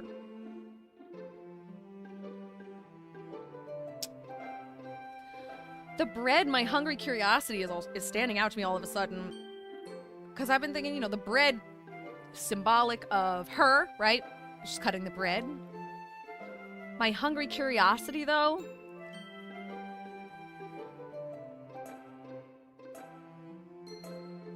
like she wants to, like it's a part of her she wishes she could get rid of.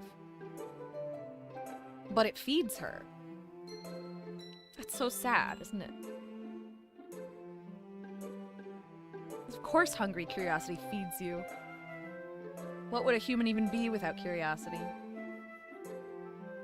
I love this. Anyway, I want to hear what she has to say. I've been sitting here for quite a while. I'm so sorry. This is what I like to do. This is why I became an art therapist. Staring at art and poems, writing, whatever, and thinking too much about it. It's literally what I went to school for.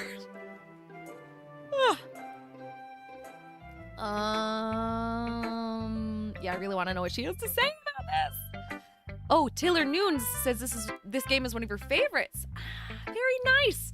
Someone else said that too. I feel like that's such a testament to the quality of the game. You're a decent fan of horror also. Ooh, very nice. I was a little more daring with this one than yesterday's. I can see that. It's a lot more metaphorical. I can see that too. I don't know if it's my fault, but I can't begin to imagine what this poem is about. I think I can. Potentially. That's right. It's a bit closer to my preferred writing style. Now, I could be entirely off base. Like, entirely. I just really don't feel like I am. That is my gut instinct, and I'm trying to trust that,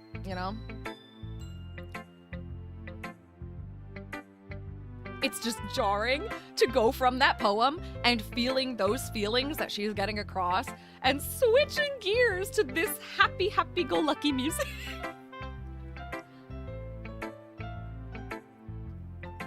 Like, bananas. Bananas.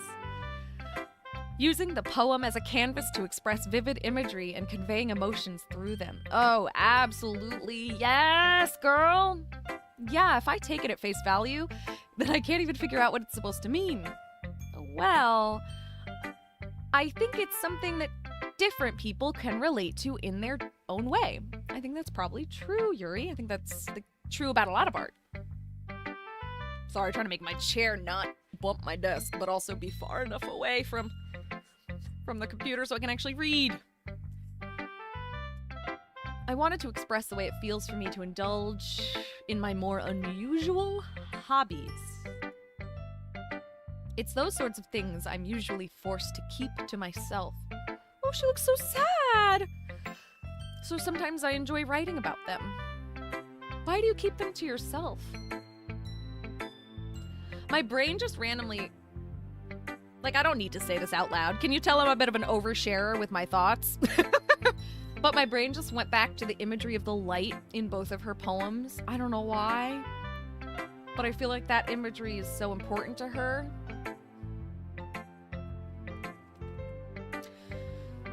Why do you keep them to yourself? Because they're embarrassing. Oh, and people would make fun of me. Oh, sweetie. Don't you have anything like that, Jessa? Oh, sup, Sophie Sigma. So nice to have you here. Thank you for coming. Well, yeah, I guess I do. I feel like everyone has a little something like that. The best we can do is respect each other and our individualities. Even if it's difficult sometimes and some things make us uncomfortable. After all, if I hadn't learned to embrace my own weirdness, I would probably hate myself. Go off, queen! I might be ranting a little bit now. She's so real. She's so me. I love this girl so much. But I'm glad that you're a good listener. You're good at a lot of things. Ooh. Writing, listening. There really aren't many people like you, Jessa. That's exaggerating a little bit. Probably. It's just how I feel. I never thought I would feel so comfortable sharing my writing. But now I almost feel like I'm looking forward to it.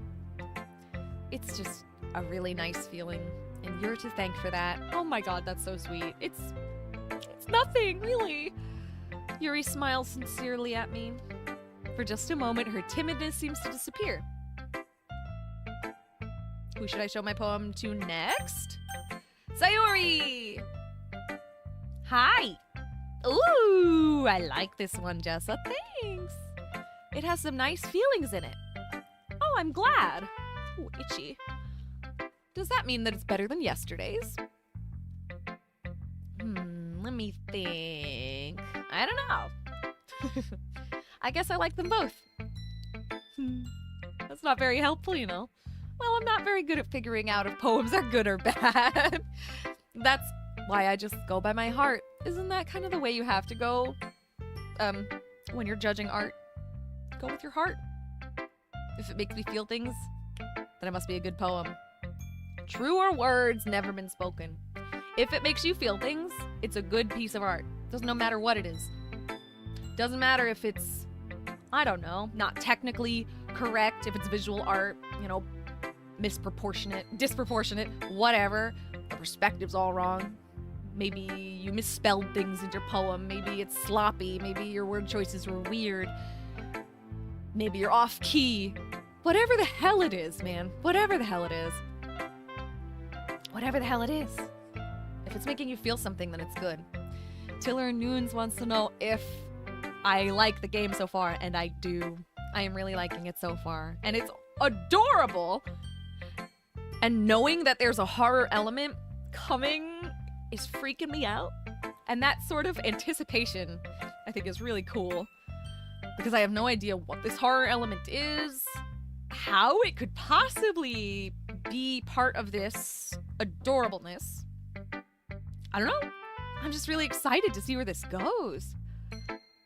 Because it's also so adorable. So, like, even if there was no element that I have to anticipate like that, it's so freaking cute. I want to, like, see the story through and, you know, who are we going to end up with? I want to see the romance with Yuri. She's so sweet, you know?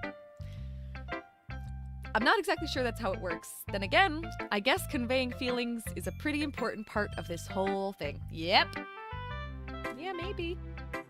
Honestly, I don't even know what kind of writing you like in the first place.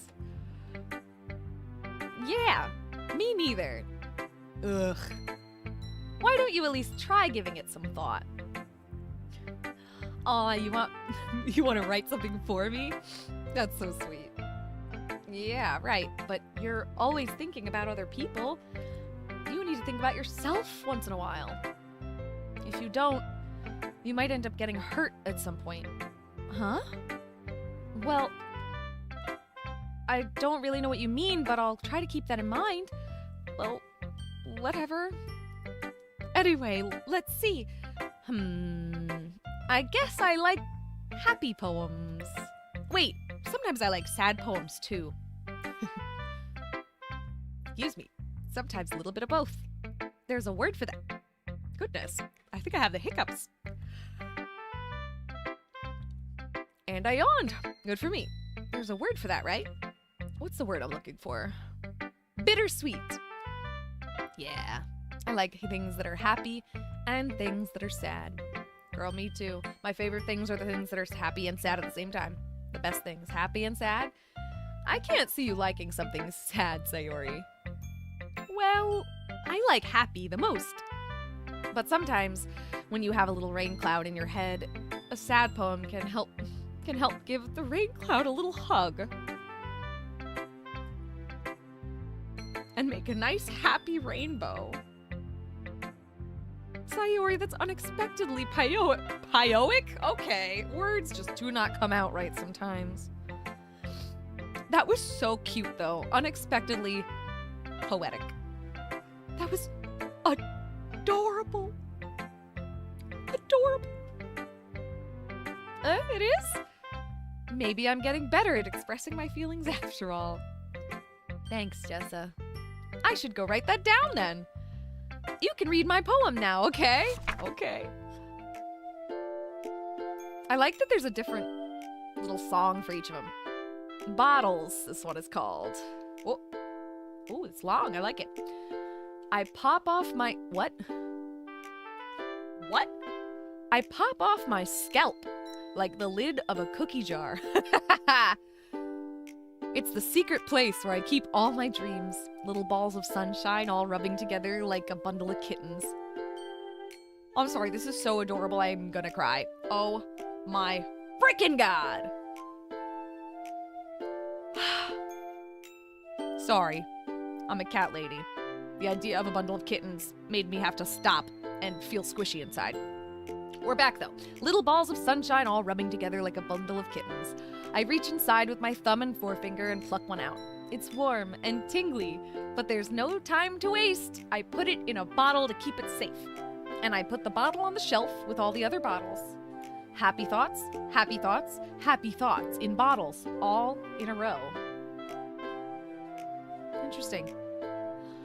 My collection makes me lots of friends. Each bottle a starlight to make amends. Sometimes my friend feels a certain way. Down comes a bottle to save the day. Huh. Night after night, more dreams. Friend after friend, more bottles. Deeper and deeper my fingers go, like exploring a dark cave, discovering the secrets hiding in the nooks and crannies. Digging and digging, scraping and scraping. I blow dust off my bottle caps. It doesn't feel like time elapsed. My empty shelf could use some more. My friends look through my locked front door. Finally, all done, I open up and in come my friends. In they come in such a hurry. Do they want my bottles that much? I frantically pull them from the shelf one after the other, holding them out to each and every friend, each and every bottle. But every time I let one go, it shatters against the tile between my feet. Happy thoughts, happy thoughts, happy thoughts in shards all over the floor. They were supposed to be for my friends who aren't smiling. They're all shouting, pleading, something. But all I hear is echo, echo, echo, echo, echo inside my head.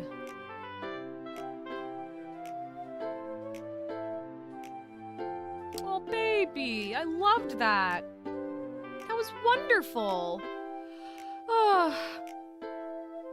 Oh, thank you so much. You think my deep dive on Yuri was good? I'm very glad. I liked that poem so much, I couldn't help but pick it apart a little bit. This is wild. The last poem she wrote was so good in a cute way, in just a delightful way. And this is very different. Very different from that last one. I can see the happy and sad going on, but I see more sad than happy, that's for sure. She sure starts off happy. Not quite, but like, almost like she's trying to start happy. Like, the image she's going for is cookies in a cookie jar, right? You open the cookie jar, you grab a cookie. Delightful, everyone's happy. But no, the image she actually wrote involves popping off your scalp, which is a horrendous image to start with. It stopped me in my tracks while I was reading. Pop off my scalp? And then I finished the sentence, and it completely changed everything. See, now that's art. I love that.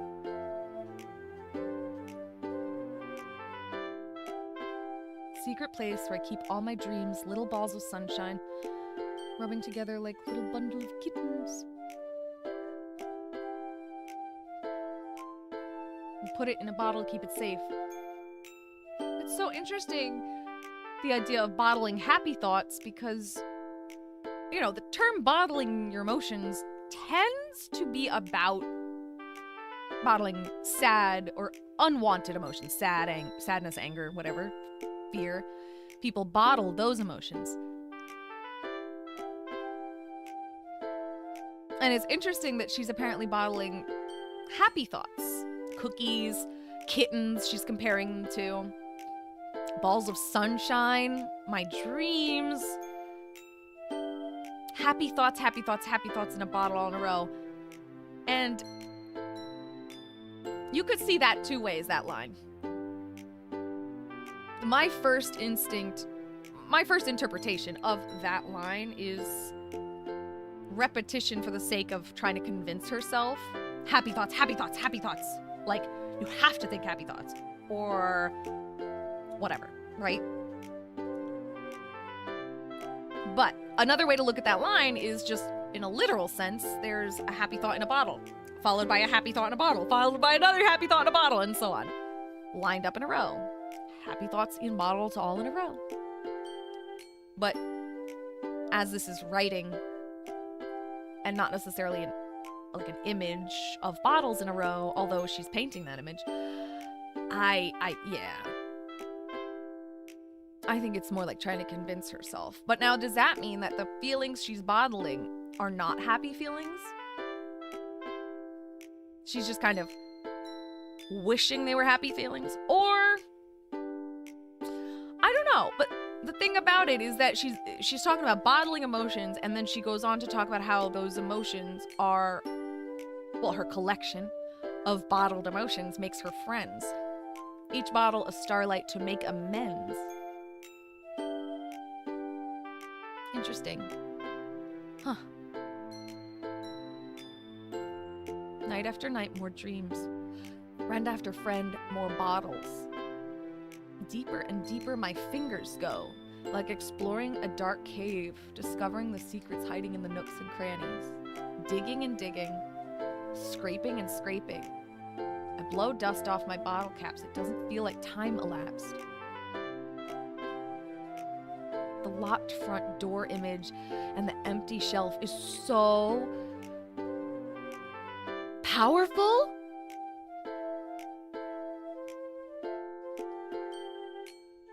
This image of the digging and the scraping in a dark cave, deeper and deeper my fingers go, it just immediately starts almost making my fingers feel gross just thinking about it. That's a really good sign, you know. She's really conveying that image, that emotion through that image. But why? Obviously, she's got this feeling of being trapped. That locked front door thing, you know? But, and the dark cave, digging and scraping, you know what's given me the image I was given? What is wrong with me? Why was that the image I went with? But hey, you know what? I overshare my thoughts, so that's what I thought of, okay? My first thought was being trapped inside a coffin and having to dig your way out. Yeah, a little dark there, right? That's okay. This whole stanza, I blow my dust off what is words? I blow dust off my bottle caps. That is just the whole stanza. I mean, not just that line. That is so gorgeous. Just my empty shelf could use some more. My friends look through my locked front door. You know, I mentioned Shel Silverstein earlier. I think I'm mentioning him again now. That particular stanza, I feel like could be in a Shel Silverstein book. The rhyming is just like so fun. And it's so fun in a stanza that's so dark. And that contrast is clearly like her whole thing. And I love that about her. The contrast, the sort of goofy pattern to that writing. Describing something so dark. Feeling of being trapped. Feeling of being locked in a house. Feeling, separate from your friends. Like you're on the outside looking in, except this person is on the inside looking out, technically. Or they're looking in at her, rather, like she's a zoo animal. Now there's a thought. Finally all done from rearranging her shelves, from, I suppose, composing herself, maybe putting on her mask, right?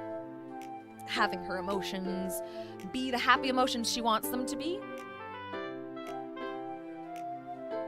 It doesn't feel like time elapsed. It's like there's something in the past. Something in the past has happened and she's feeling like time has not, like obviously time has not elapsed. Like time hasn't passed since then. The empty shelf, just that lack of something.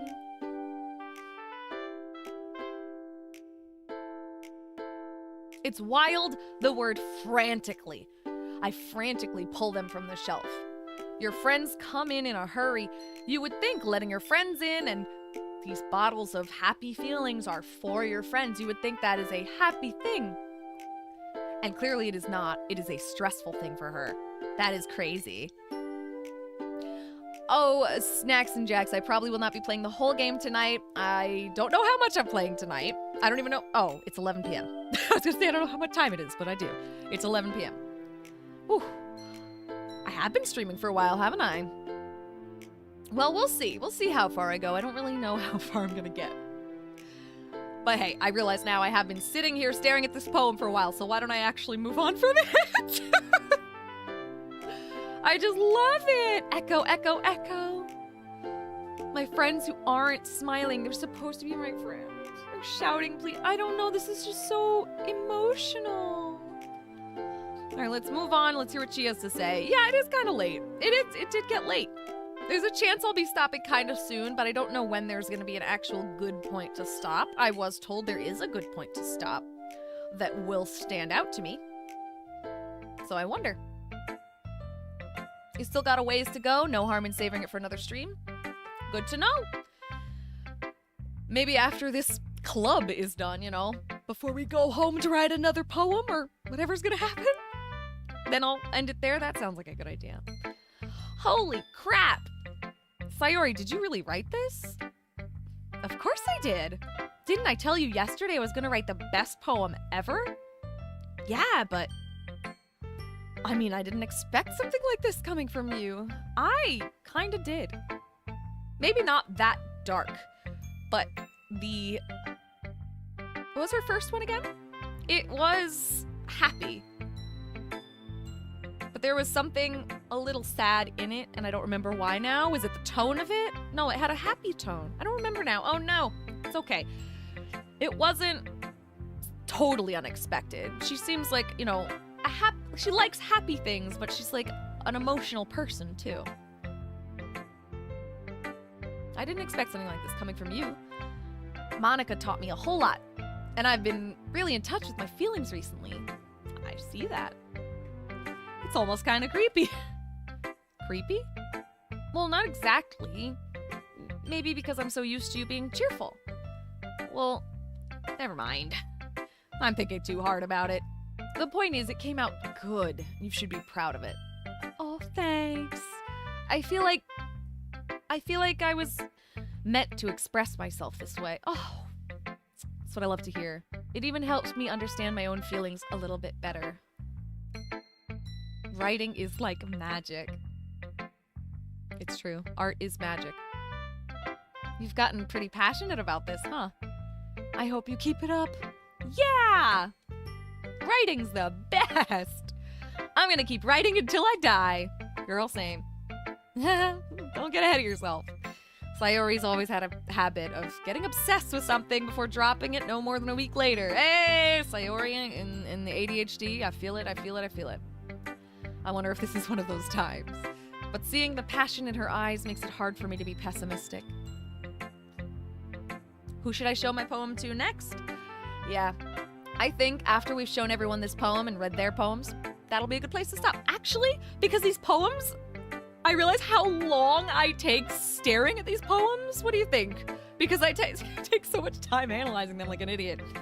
Do you think I should stop here and continue with the analysis? What's about to fall out of my mouth really weirdly. Analysis. You think I should save before or after I write the poem that's after this? Okay, thank you. That is really good advice. So I think I'm going to finish these poems, and then we will stop before we write the next one. Let's show the next one to Natsuki. Hello. I liked your last one better. Oh, really? Well, yeah, I could tell you were a little more daring with this one, but you're really not good enough for that yet. It fell flat. That may be true, but I just wanted to try something different. I'm still figuring this all out. I mean, I always like poems that aren't trying too hard. I hate when people try to sound fancy or add more meaning just by using annoying and complicated language. Just make it simple, cute, and to the point. Okay, girl. Yuri's head over heels for all this cryptic nonsense, but I see right through all that BS. What? I don't think it's nonsense. It's also not intended to be cryptic, because cryptic implies you're like not supposed to figure it out. It's metaphor. It's supposed to be felt, not necessarily understood immediately. You're supposed to feel it and then process it. Anyway, making your reader look so hard for all this deep meaning is just an excuse to have no meaning at all. That is not logical. I guess that's one way to look at it. Well, everyone has their own opinion. But my opinion is the best opinion. I'm sure you've figured that out already. Oh, Natsuki.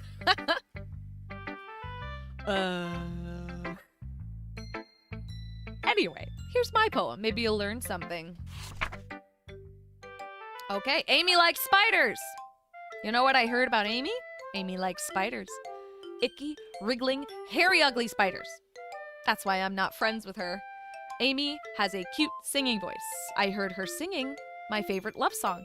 Every time she sang the chorus, my heart would pound to the rhythm of the words. But she likes spiders. That's why I'm not friends with her. One time I hurt my leg real bad. Amy helped me up and took me to the nurse. I tried not to let her touch me. Girl! Okay, she likes spiders, so her hands are probably gross. That's why I'm not friends with her.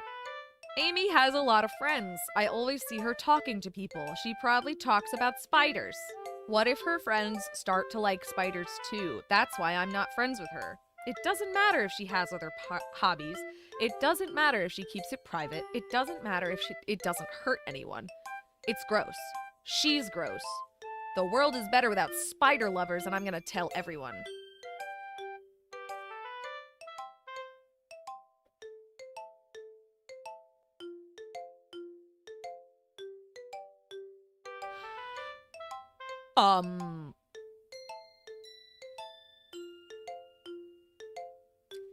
So Natsuki is clearly has a lot of anger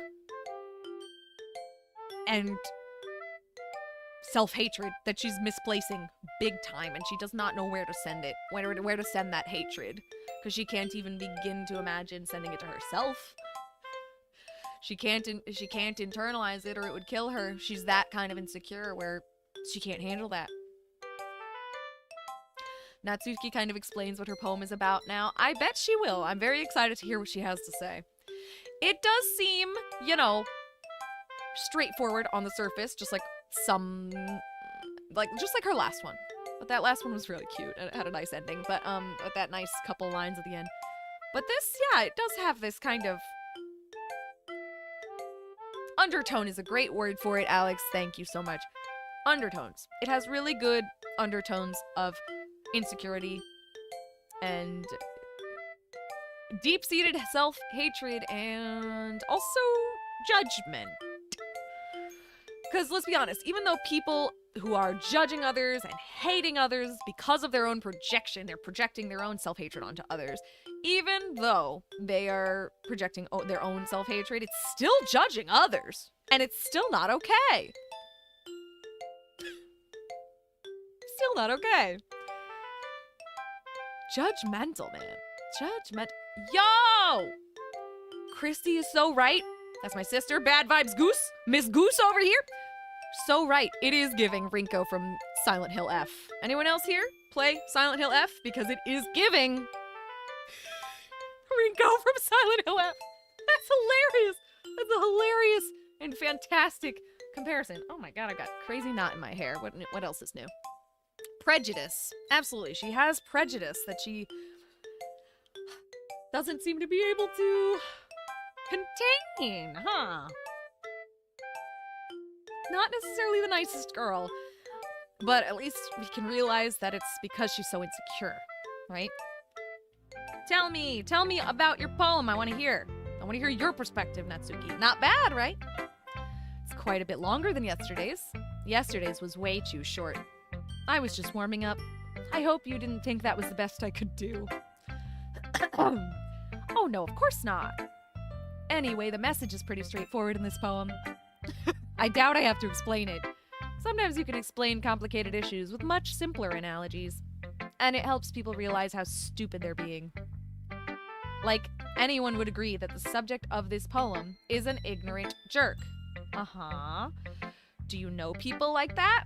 Of course. It's about how everyone thinks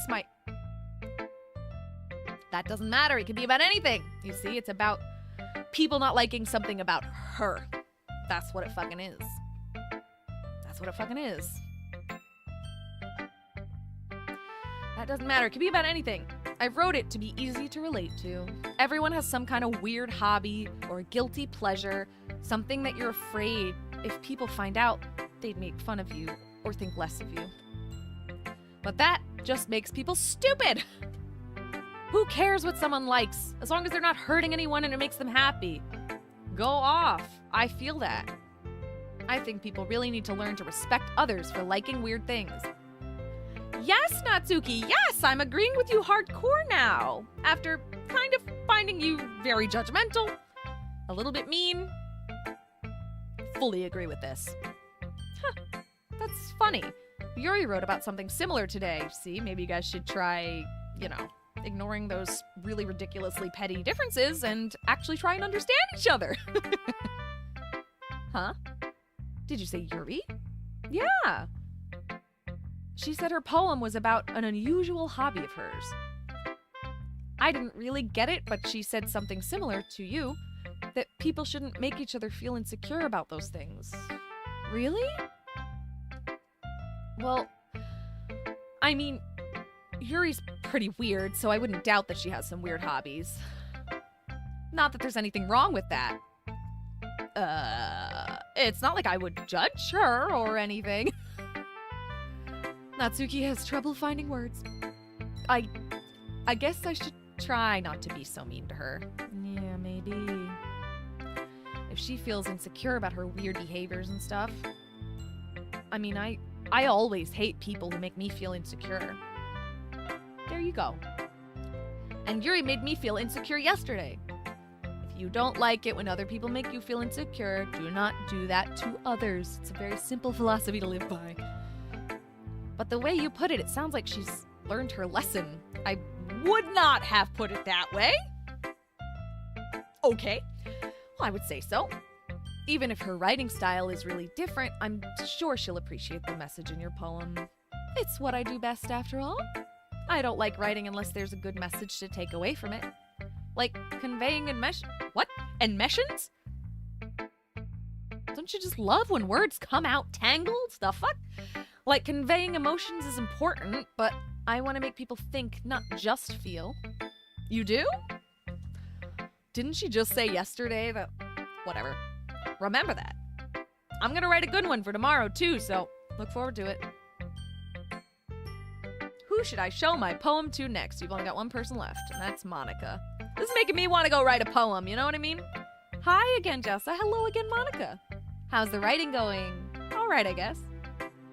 I'll take that, as long as it's not going bad. Happy that you're applying yourself. Maybe soon you'll come up with a masterpiece. I wouldn't count on that. You never know. Want to share what you wrote for the day? Sure. Here you go. I give my poem to Monica. All right. This one's good. It feels like you're not only getting more comfortable with your style, but the imagery is better than the last one I read.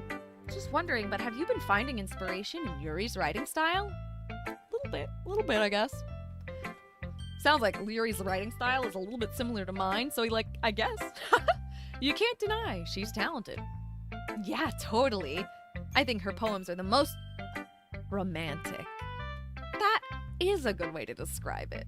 That is the best way to describe it, she says. It's like a totally different person when she picks up a pen. I noticed that too.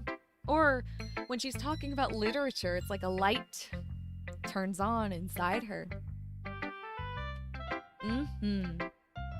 Sadly, it's hard to get much personal conversation out of her.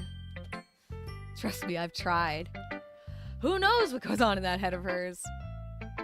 I hope you don't mean that in a bad way. Oh no, of course not. I just meant that I wish she didn't keep so much to herself. But still, defending her like that, you must be pretty into her. Huh?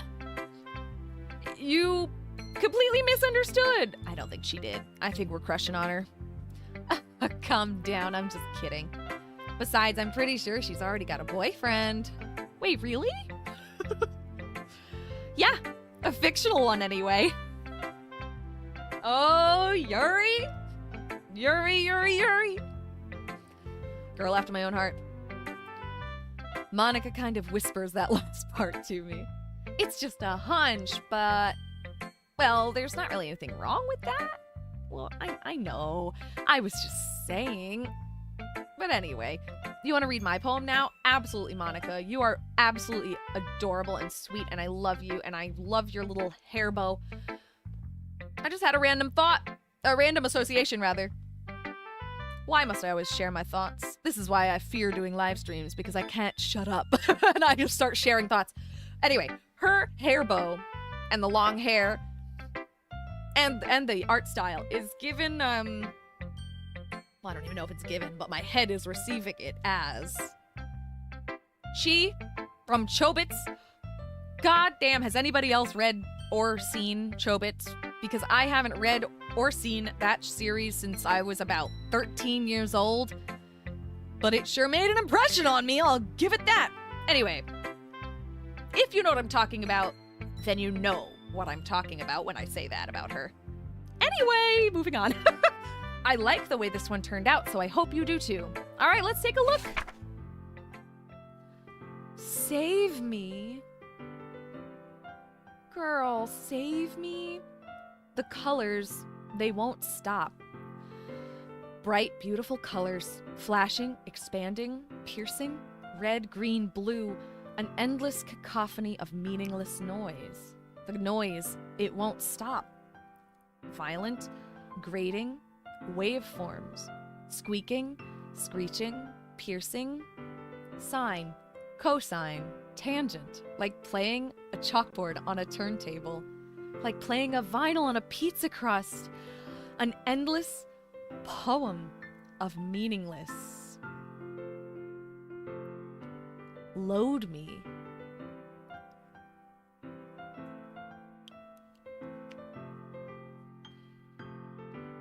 Load me? Oh my goodness, that's wild. I don't know what to think about the load me. I was very excited when I saw this long scroll bar, but then scrolling down just a little and you see this blank space, I was like, girl got artistic with this composition. You could tell. Big space, big deliberate space. I love that shit, man. I love that shit.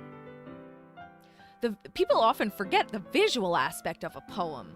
Like, when she does these little indents in the middle of the stanza. That's perfect. People forget about the visual element. Anyway, I do not know. I don't have a first thought here. Like, I'm not having an instinct about the underlying meaning of this besides overwhelm. It's the only thing. Overwhelm. The colors, they won't stop. Bright, beautiful colors. The noise won't stop. Words like cacophony, endless, squeaking, screeching, piercing. It's a lot. Overwhelm, like sensory overwhelm almost. Sine, cosine, tangent. Like playing a chalkboard on a turntable. Obviously that's a math reference, so she's trying to like make sense of something that doesn't make sense, just in general. Like playing a chalkboard on a turntable, you can't do it. Like playing a vinyl on a pizza crust, it makes no sense. You can't do it. That's so helpless. Overwhelmed and helpless. That is the feeling. Helpless and overwhelmed by a sense of meaningless. That is so sad. I don't know what that load me is about, though. It is kind of throwing me for a big loop. I want to see what she says about it. Let's find out. It's even more abstract than your last one, huh? I guess it's just the way I write. I'm sorry if you don't like it. No, I never said that. Also, never apologize to people if they don't like your writing. They don't have to like your writing. That doesn't mean you have to apologize for it. You can just go, okay, good for you, and then leave. Save me, load me, Alex is reminding us. Yeah, save me. Save me, load me? Wait, like a computer? Like, is she trying to make like a...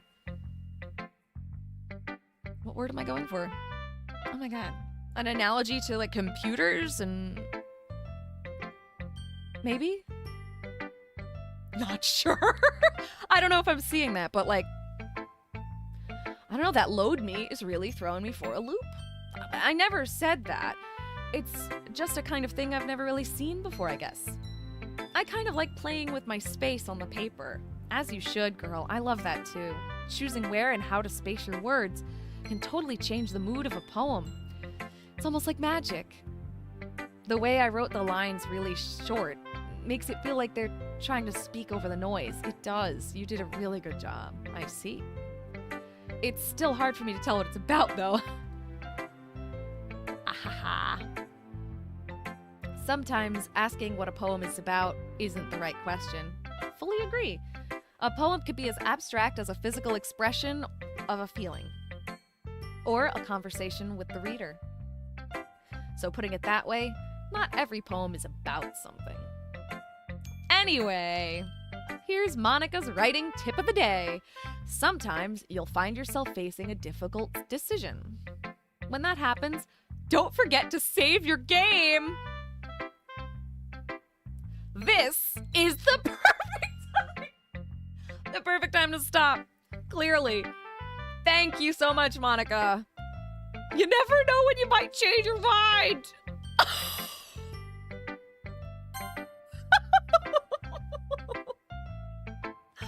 Oh my god, that's so freaking hilarious. Did it work? Is that it? Just click it once and it's saved? Hope so.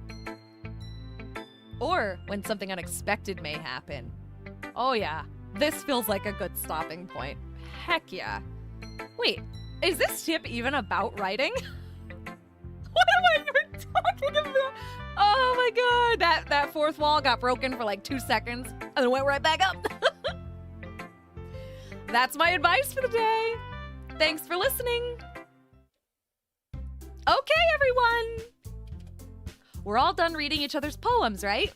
I have something extra planned today, so if everyone could come sit at the front of the room. Oh, extra planned today. It's a new day already? I kind of thought we would write another poem first, but I don't know if we're still going to be writing another poem or if this is, the end of that day. Maybe it is. Not the beginning of the next day. But since we just saved, I think I'm just gonna leave it here. It feels like a good spot for this. So, wow! That was my first live stream. How'd it go? Oh, this was so much fun. God damn, this was so much fun. Thank you so much for hanging out with me today, guys. If you enjoyed our time together, please do whatever YouTube thing you want. I don't know what to say because it's a live stream. But please consider doing the YouTube thing. It would really help me out. I love and appreciate you guys so much. Please be kind to yourself. Take care of yourself. Take extra good care of your animals. And because you are all so wonderful being here, you're going to get to see my cat again. You're welcome. Give me a second.